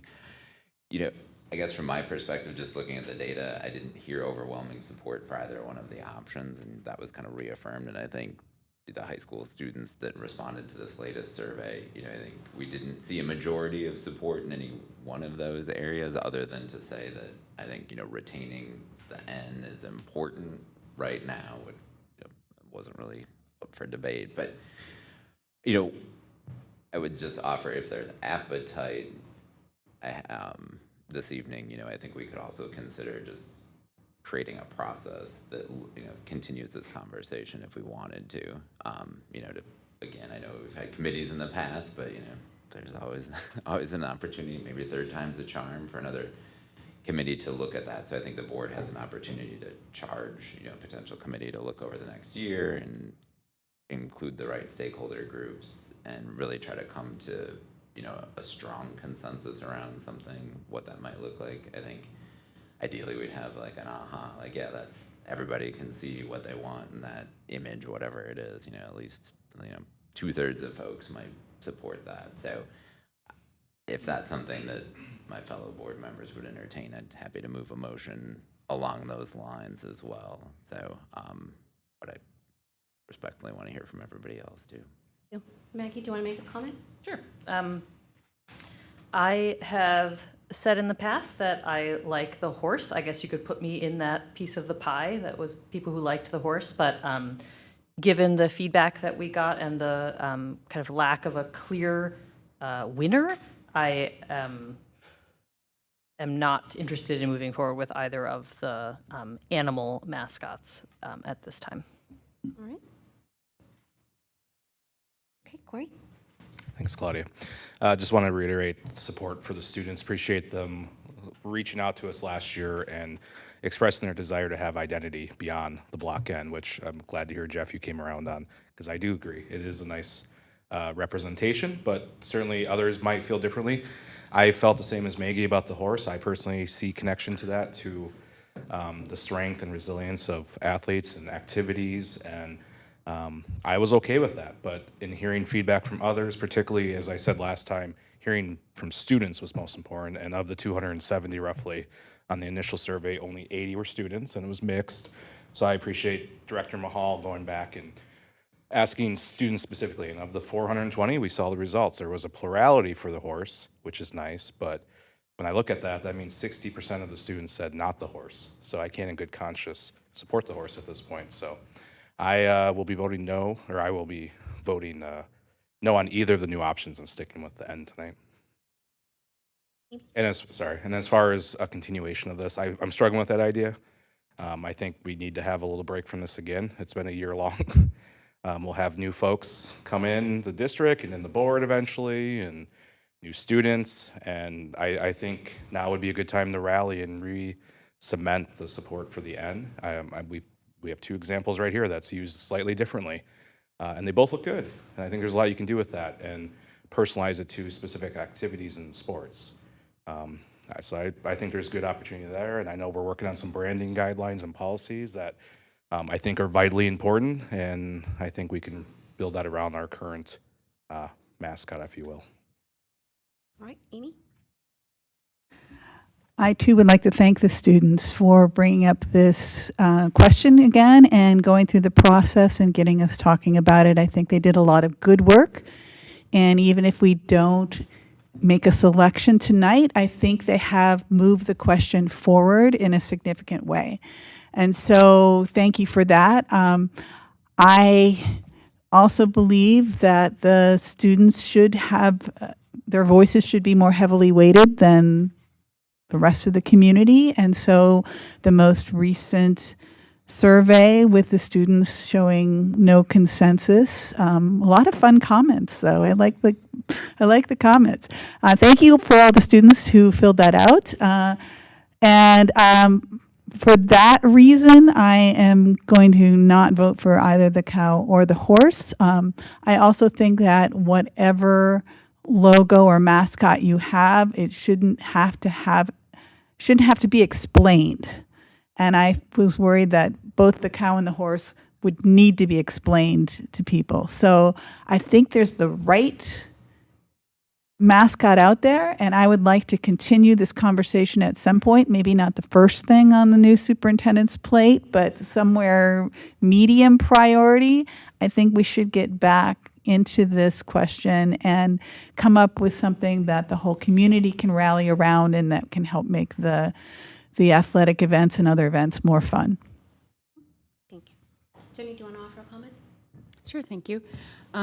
Similarly to everyone else, I saw the lack of support, I guess, as for either image as kind of being my main reason for not wanting to vote for either image. But I know I had mentioned at a previous meeting that I was very much in support of still moving forward with, and Ben was kind of touched on it, continuing that and adding something to it. But then I took a good look at the construction drawings for the new high school, and it does use the block N with our name, and it's absolutely stunning, which you wouldn't think just the N. But the way that it's done and the size is just seems perfect with the building. And then the title over on the side, kind of, it just looks perfect, and it gives it kind of a collegiate look, which is really interesting because of our colleges, and I really appreciated that. It's a very strong look, and so I'm perfectly happy with that. Thank you to each and every one of you for sharing some comments and reading the emails and going through the data. Thank you, Dr. Hillman, for putting those surveys together and giving us some summaries of those items.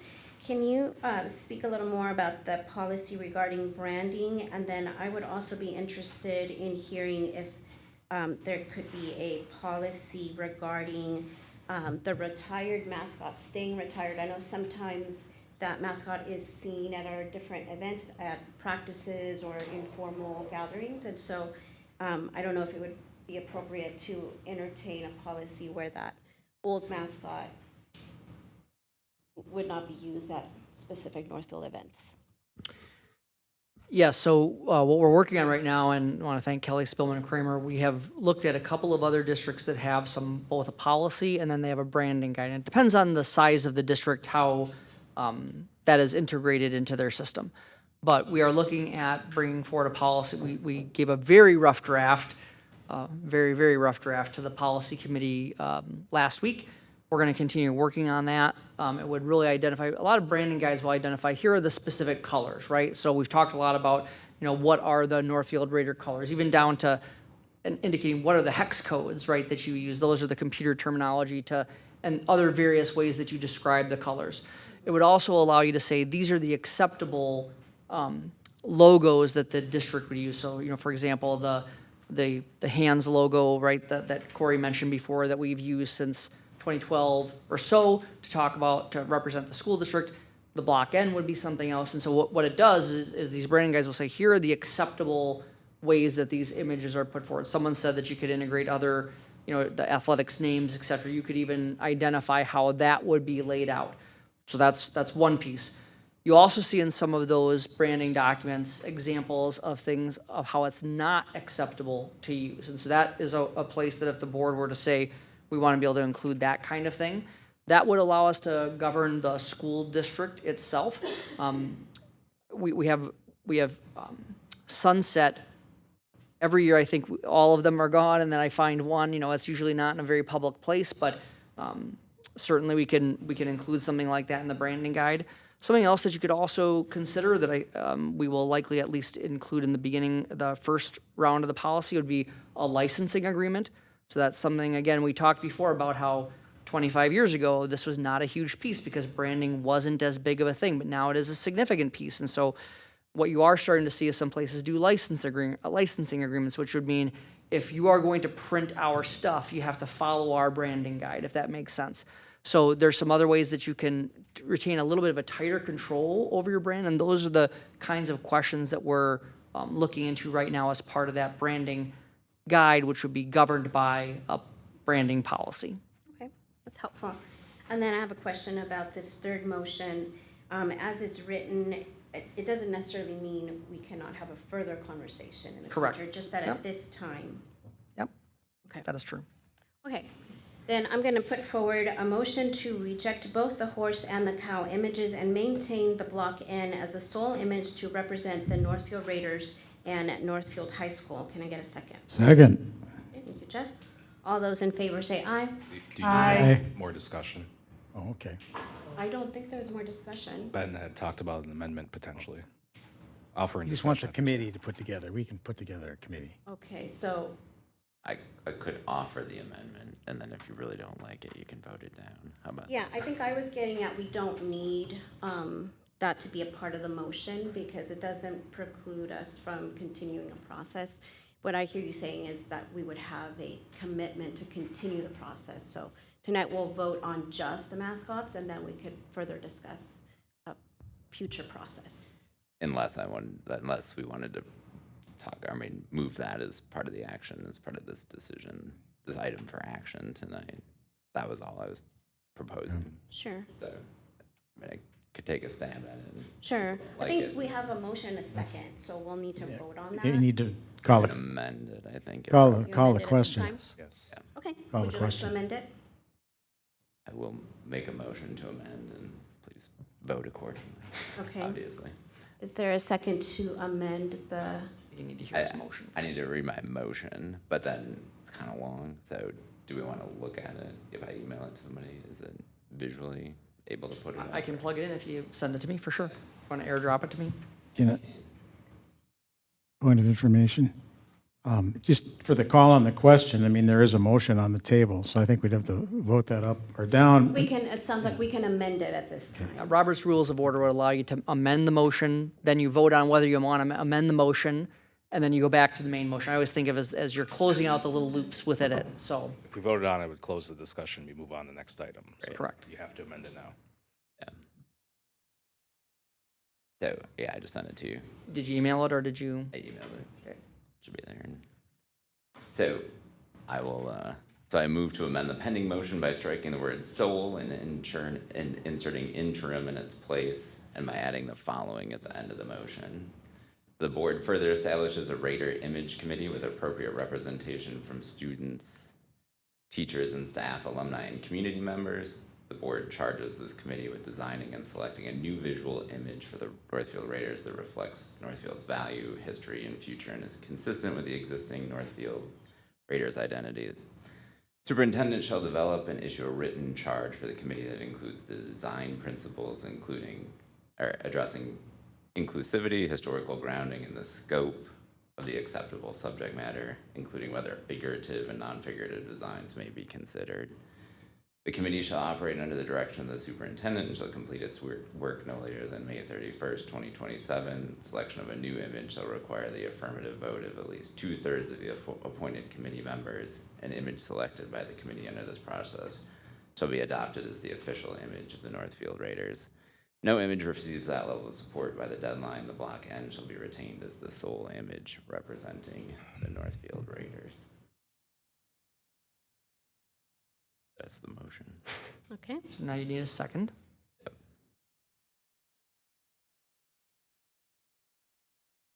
we're looking for a second on Ben's motion.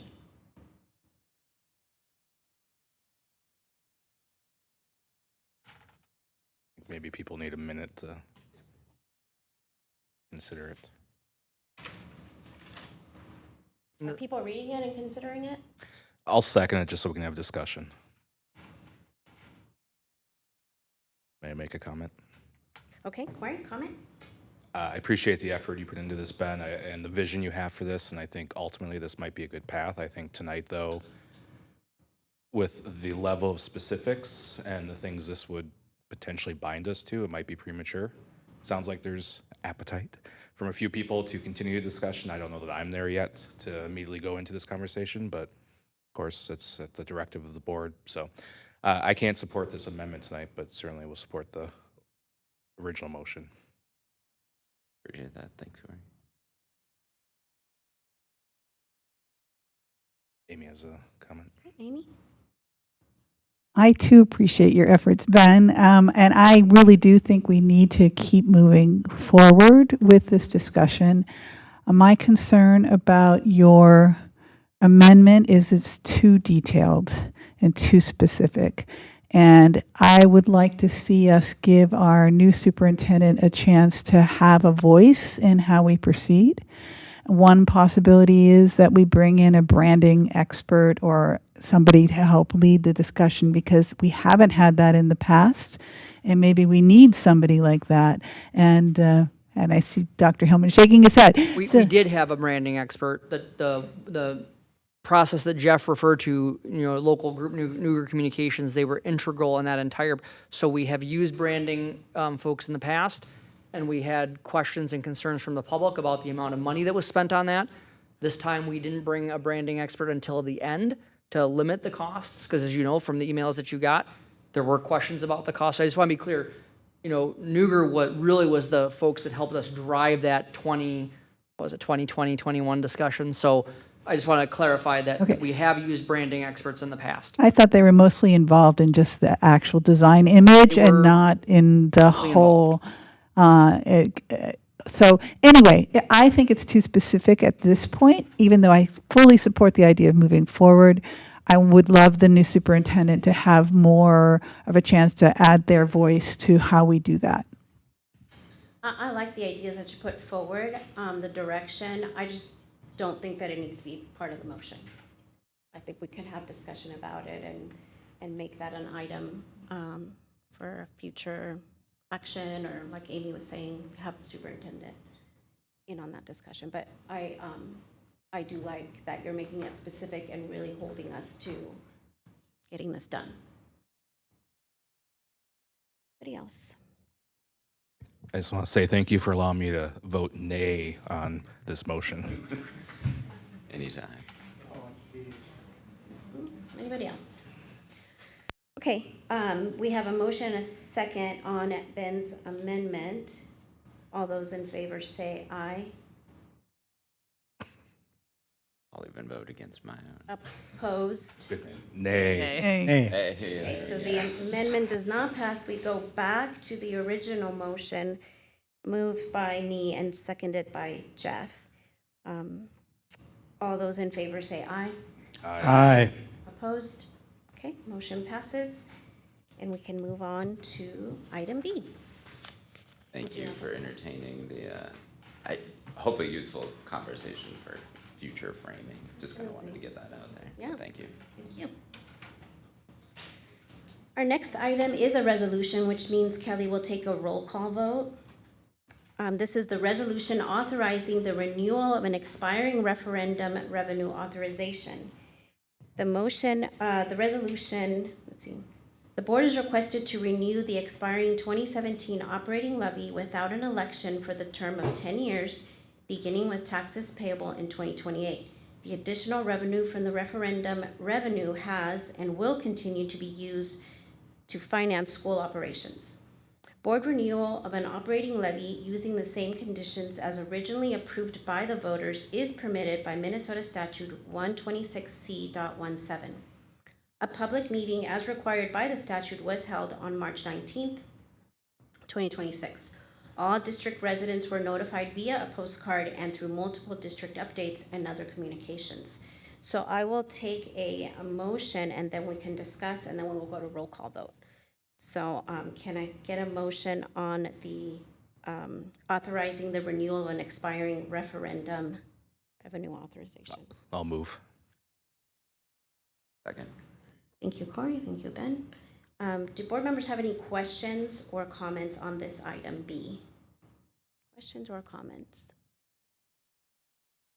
Okay, we do have a motion and a second, and I will ask Kelly to conduct a roll call vote. Butler, Aye. Epstein, Aye. Gerwitz, Aye. Miller, Aye. Nelson, Nay. Quinnell, Aye. Gonzalez, George. Aye. Okay, motion passes. We are on to item C, which is our financial forecast follow-up with potential budget restorations. The board is requested to approve the budget restorations for the 2026-27 school year as presented at the April 13th regular board meeting with Special Services Administrative Restructuring Proposal Option 2. Is there a motion to approve the proposed budget restorations for the 26-27 school year as presented at the regular board meeting April 13th with option 2? So moved. Thank you, Amy. Second? Second. Thank you, Maggie. Is there any discussion on item C? Okay, Corey? So I want to thank the Special Services team for the work you put into both options and for listening to some feedback and coming back with another approach to this. And I'm hopeful that it works as you expect. I expect it will work as you expect. And of course, hope it is a good year. So thank you again for your efforts and your flexibility. And another great example of putting something forward, connecting with the stakeholders, and making changes based on that input. Any other comments or questions? Okay, we have a motion and a second. All those in favor say aye. Aye. Opposed? Okay, motion carries. Item D is another resolution, and this is, let's see, a motion to, I'll put forward the motion on this resolution. Motion to adopt the resolution for termination and non-renewal of probationary licensed staff listed in the memorandum as effective at the close of 25-26 school year. Can I get a second on this resolution? Second. Thank you, Ben. The memo does have detailed information on item D and E, and the memo is printed on or published on our website for all users to read and study. Board members, do you have any questions at this time regarding the resolution for termination and non-renewal of probationary licensed staff? None? Okay, Kelly, will you conduct a roll call vote? Butler, Aye. Epstein, Aye. Gerowitz, Aye. Miller, Aye. Nelson, Aye. Quinnell, Aye. Gonzalez, George. Aye. Okay, motion passes. Thank you. The next item E is a resolution proposing to place tenured licensed staff on unrequested leave of absence. That motion is to adopt the resolution proposing to place tenured licensed staff on unrequested leave of absence. Can I have a second? Second. Thank you, Maggie. Did you motion? I motioned on that. And do the board members have any questions on item E, the resolution? And again, detailed information is in the memo, which is published on our website. Okay, we have a motion and a second. Kelly, will you do a roll call vote? Butler, Aye. Epstein, Aye. Gerowitz, Aye. Miller, Aye. Nelson, Aye. Quinnell, Aye. Gonzalez, George. Aye. Okay, thank you. Resolution passes. Next is item F, policy 802, disposition of obsolete equipment and material. Will somebody put a motion forward to approve the changes to policy 802? I'll move. Right? Can I get a second? Second. Thank you, Jenny. Dr. Hillman, do you want to make any comments on this item? We have reviewed this policy at the last meeting. I don't have any additional comments at this time unless board members have questions. Okay, there's a motion and a second. All those in favor say aye. Aye. Opposed? Right, motion passes. We're on to item 8, which is our items for information. And first we have a construction update, number 25. And Salis Bagley from Wold Architects and Engineers Good evening. is here to help answer any questions. Yeah, so in the board packet, we have the 25th construction update that we have provided for you. This also has a couple of meetings where we didn't do a construction update because we had a more robust presentation from Wold and from Knutson. Just want to reiterate and point out what we shared originally at the April 6th special meeting when we accepted some of the first bids, communicated with families in the community on April 7th through the family update number 19. As we know that we did not have the competitive bid day that we all hoped for, and so we know that the initial look at the bids were that they were 20% in total more than what we had projected. The board has adopted some bids that were within the scope of what we had anticipated, and one that was a little bit more than what we had thought, but we felt we really needed to get that one done in order to keep the project moving. That's the precast concrete. And so we have, talking with Wold and with Knutson, we have identified that, we think there was just a significant portion of it. While there might be other factors, we know there was some bad timing.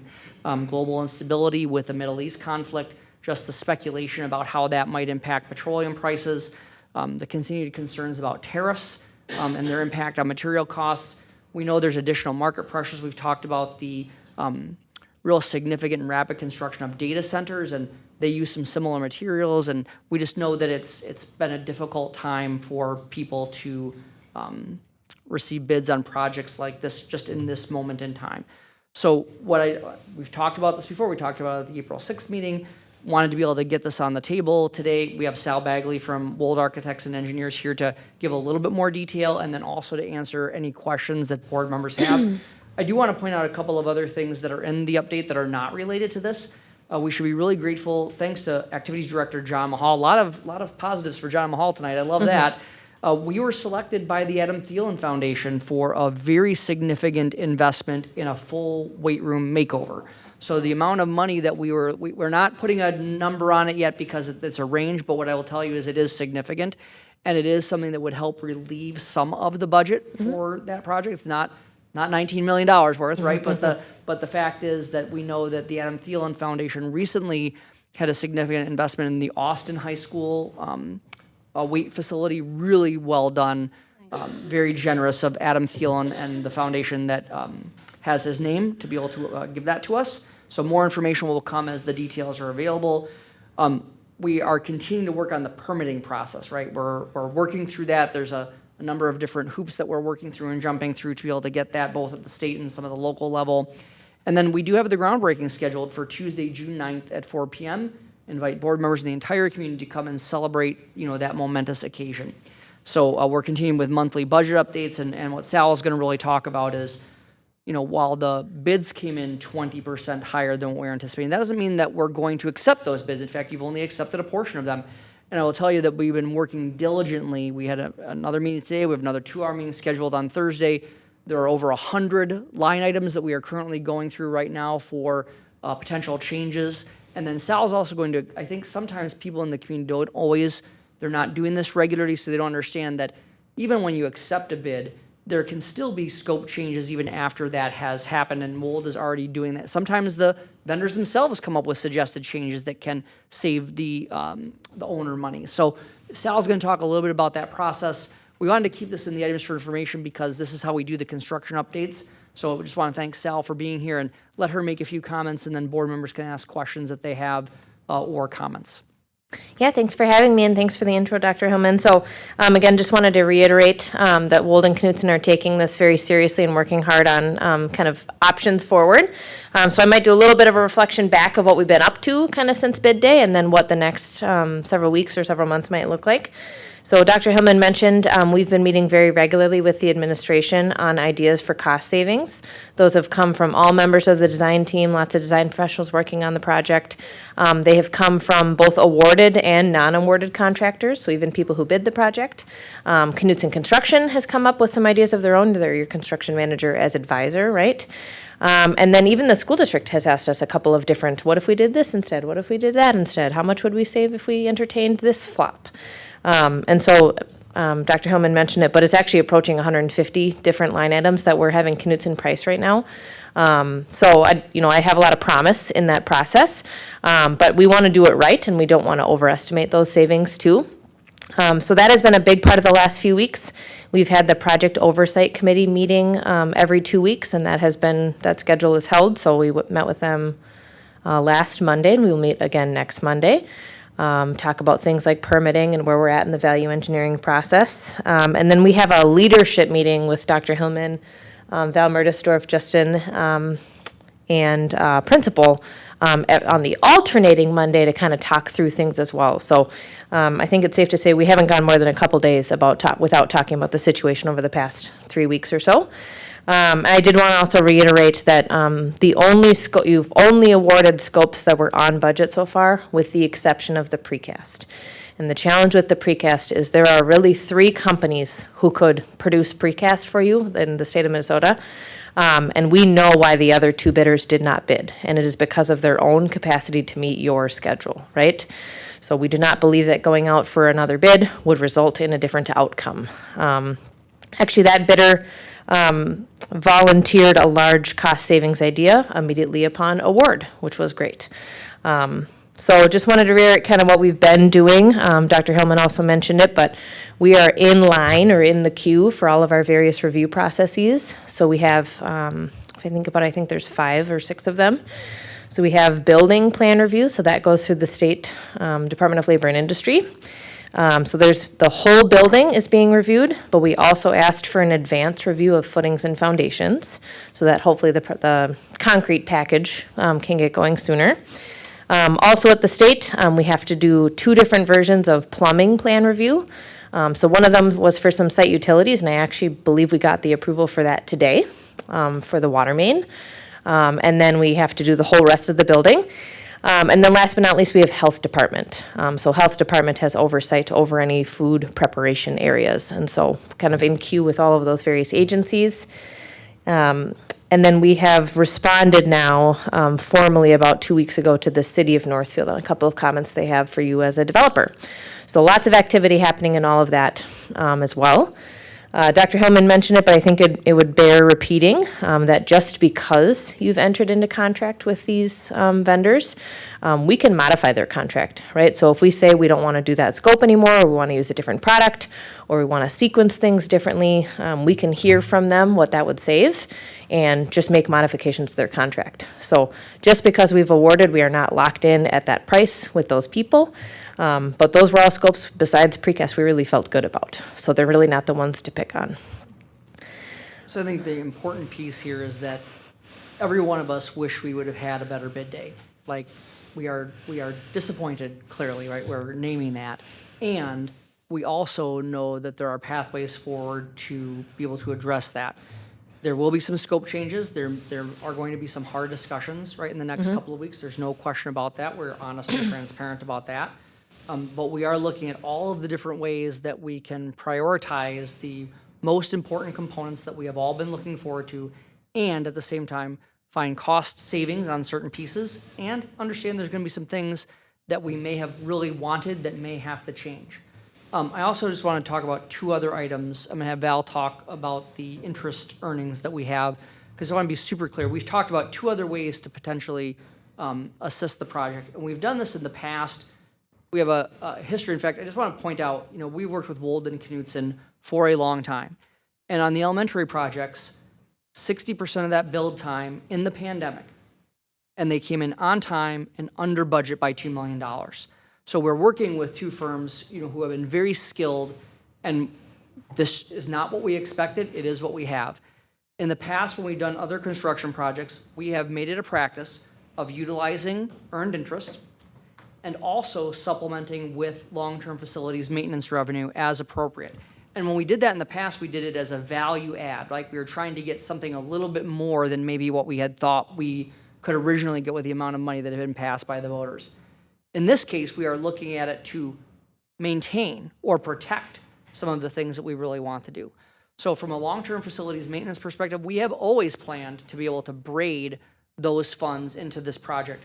Our other buildings are in excellent condition. We still will be able to do a number of different other updates as time goes on, but we've always planned to use the long-term facilities maintenance revenue. That's really important. We had hoped to use it as a value add.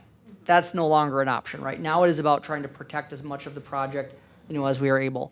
And earned interest, there's some technical pieces about how this is framed, and I want Val just to talk about, we've talked about $4 million in earned interest, and I want to have Val talk about what that actually means for the project.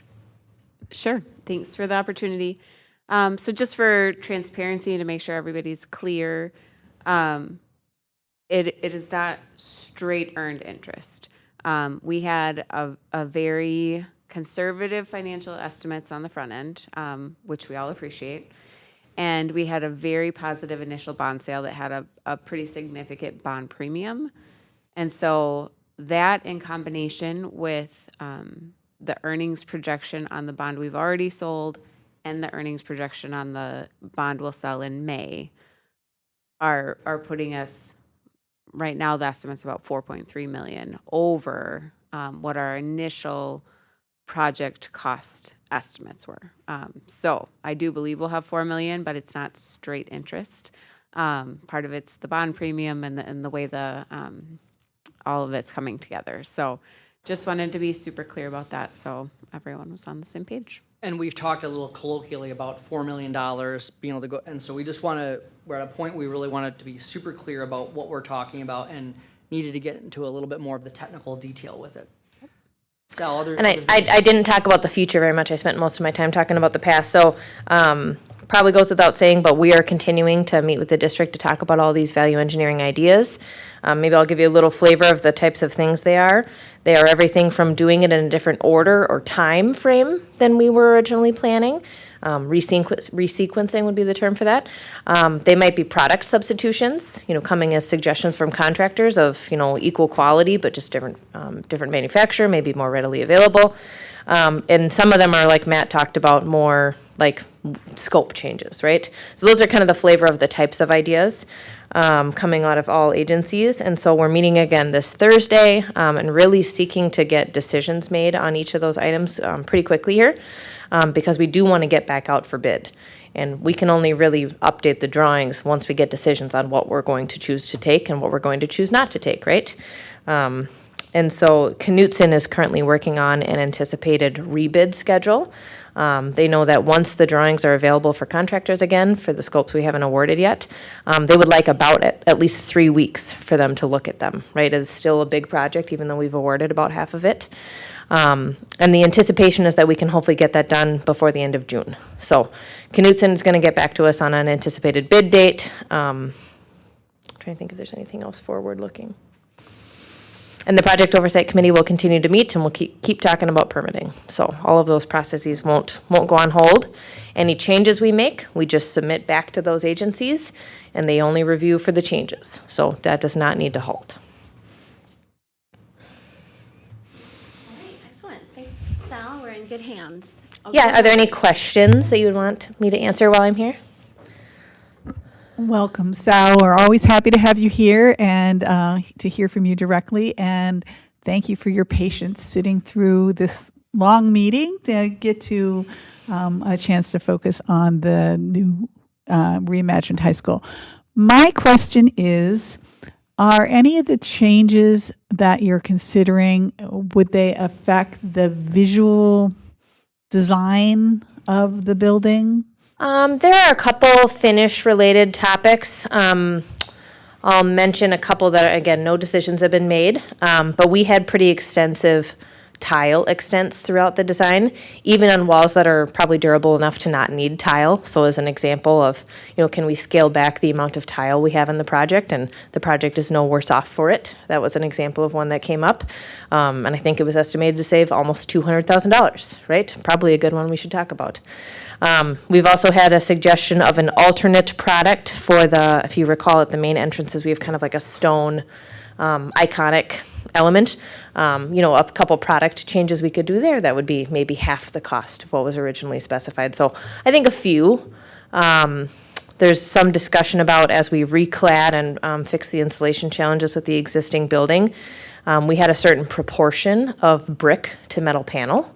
There was a mix of both brick and metal panel, and as we study that, there might be a way to get some more savings without changing the thermal properties of that wall section at all. So I think those are a couple I would come up with, as to answer your question of maybe a few, but I think fundamentally, that's really a lot of what we're trying to protect, I think is what Dr. Hillman would say, right? So good ideas that save money, that get the problem solved still, right? But we can't let aesthetics take over for function. And I think, Amy, one way that I'm looking at some of these is that we're starting to filter through the ideas. One of the first pieces, we want to do everything. We will prioritize protecting the building envelope, right? So making sure that the building envelope is solid, because we do not want issues with water or moisture or those things. That is the long-term stability, for the building, for the district. Thinking about things like security and those other things that we know are really important. So we're working through, when we look at the prioritization, how do we align it with those kinds of thought processes? One of our jobs is to make sure it's a building that can last for scores of years, right, for folks. And so wanting to make sure we use those materials that prioritize that, and then working down with those other kinds of priorities that we've talked about over time, security, making sure that we have high quality instructional spaces, and then what are the trade-offs that we have to get the bids in alignment with the amount of funding that we have. This is not a situation we can go out and say, well, we're just going to go spend this. That's not how it works. We have a dollar amount we can supplement with LTFM and the interest pieces that Val has talked about, but we have a budget and we are going to land on it. Can I just ask a follow-up? So my question is, it sounds like there's no changes to the number of rooms or the amount of square feet or any of the major pieces of the design, and that you're just looking now at seeing if there are material changes that you can make. And I'm asking, is that correct? So There are a couple. One of the things we talked to the administration about probably 2 weeks ago was, should we put forth ideas that we perceive as non-starters? And it was decided that the design team in Knutson should not make that decision on behalf of the district, right? So I would say there are some ideas on the list that I don't anticipate being taken, that do review some, room counts or room sizes or things of that nature, just because we feel we owe it to you to show you what the savings would be, right? But none have been accepted yet. I don't know if there'd be anything you'd want to add to that, but it was, don't pre-filter for us was the direction we got, right? We are deserved the moment to make that decision. Yeah. Okay, Ben. Briefly, thank you, Sam. Yeah. So I think what I heard you say is right. Obviously the bidding market's volatile right now, and probably an apples to apples comparison between two projects of differing size and differing geographies probably is not going to yield different results. But what have you seen in sort of you talked about getting these bids in by June or end of June? Is there a need to move more quickly, just sort of seeing where the market's going in terms of bids and what those have been coming back at? I'm just saying, is there a sense of urgency we need to be attentive to here? We do need to be attentive to a sense of urgency. I think mostly just so that the project can continue, because if the project schedule gets extended by much, escalation will start to impact. So urgency matters, absolutely. I don't want that to, come into conflict with the idea that we can't go back out to bid too quickly and not make enough changes and be in the same position 6 weeks from now that's just slightly better but not better enough. So I think we're kind of trying to move as fast as we can, but correctly and accurately. In other projects, are you seeing bids come back kind of above where people are anticipating? Yeah, there's been a handful of other, especially as I think about major, I'll call it metro. I still think of you all as, drawing metro bidders, right? Projects that have struggled with, similar, whether it's low turnout or competition or certain scopes being high, but others not. So you're not alone in this situation. And everybody's kind of fighting through it together, sharing learnings and what have you heard. And I know Knutson has spent an immense amount of time talking to bidders about, how the project could be more appetizing to them, again, more time and things like that. And then just one question for Dr. Hillman or you. The weight room, it says makeover summer of 2027. Does that integrate with the current? We currently have it in the construction documents. Yep. So it could just be funded elsewhere, I think is the intent. Yep. Claudia, just two quick questions. One is, which of the bid packages went out to rebid or are going to rebid? So it might be simpler to talk about which ones, because we have 23 total packages, and what you have awarded so far is, 1, 2, 3, 4, 5, 6. You've awarded 8 of the 23 so far, and I'll recap them for you. So you awarded structural concrete, precast concrete, roofing, and I'll call it site work. It's really earthwork and utilities. And then on the 13th, you awarded fire suppression, geothermal wells, aluminum systems and glazing, and electrical. So 8 of the 23 scopes have been awarded. The major outstanding scopes that I would maybe highlight that have not been awarded would be HVAC and plumbing. So the mechanical is what we might call it, right? And then structural steel, both material and install has not been awarded. That's one we got only one bid for. And I think we've talked at this table about a good candidate probably to break into material versus install separately. And then masonry. So masonry, we also only received one bid, and that was at a number that we couldn't recommend. So those are kind of the major outstanding. Lots of other important scopes, mostly things like finishes, right? Tile and flooring and paint and things like that, we know we are going to be affecting in a rebid, but they're not the scopes that put us in the position that we're in, right? So you have none on the table so far to send out to rebid? Correct. We have a whole list of ideas in the district's minds of all decisions we need to get made yet. So nothing is out for bid presently, to be clear. Yep. And do you foresee any going out or not? Because if you are going to send them out to rebid, that would affect, as you were speaking about, the schedule. Yeah. And it's on a serious time crunch. Yeah, so the intent would be to send them all out for rebid at the same time, and then have a 3-week bid period time. So we're hoping to get decisions on changes quickly, and then about 2 or 3 weeks to actually make all of those changes, and then a 3-week bid period. So I wish we could go any faster, Ben, but that's about as fast as I can see it going right now. And then my second question is, does Knutson have the ability to self-perform any of the scopes to kind of provide some relief? I know they have the capacity, and I think we just want to have a conversation with the district about their interest. In the past, I believe they've been asked to submit a bid to do so. So I think I know that they actually bid on certain work scopes for the project, and we're not the low bidder, but we could keep talking about that, though. Yep. Maggie? I'm not sure I heard this, but as of right now, is the timeline still what we were thinking for? Correct. Yep, no change to the timeline. Yep, right now. There's a couple minor within, I would call it the beginning and the end haven't changed, but there's some ideas of how to get it done in the middle that might have some cost savings. Yep. And Sal, did you say, or could you remind me, are we restricted to only companies in Minnesota? No, you are not. No, I would say it's just, a matter of companies having interest, and it really has to be the right project for them to not their own overhead and profit to override what a local could do, right? So nothing precludes any of them, right? But somebody from, 4 states away has to think about getting their crews here and hotels and all of that, right? Which is tough to compete with sometimes. So local interest often wins, but, yep. Okay, thank you. Anyone else? All right, thank you, Sal. Thank you for having me. All right, our next item is the superintendent search update. Maggie? All right, we have a very exciting update on the superintendent search. We did first round interviews over the weekend, Friday and Saturday. It was one special meeting. Following those interviews, we had Amy Jordan from MSBA help us tabulate our responses to each interviewee's question. She provided a summary chart to support our deliberations. We discussed the strengths of each candidate and shared who we were leaning toward advancing. And after this discussion, we unanimously selected 2 finalists, Tim Anderson and Corey McIntyre. The board then identified questions that we will use in the final interviews.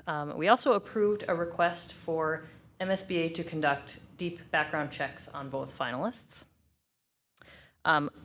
Amy and I are conducting reference calls with individuals who've worked with the candidates. This includes board members, employees, colleagues, and community members, and we will summarize this feedback and share it on Wednesday, when we will hold the final interviews here in the district office boardroom beginning at 4 o'clock.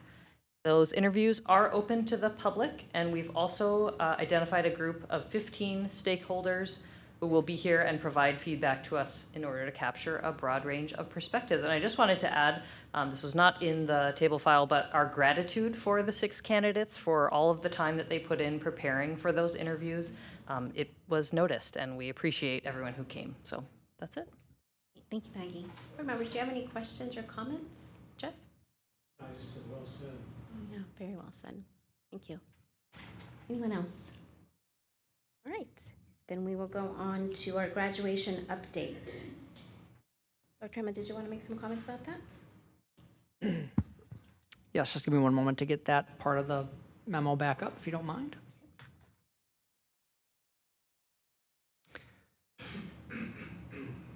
So we're really just making sure that board members have on their calendars the ALC graduation date this year is Thursday, June 4th at 6 p.m.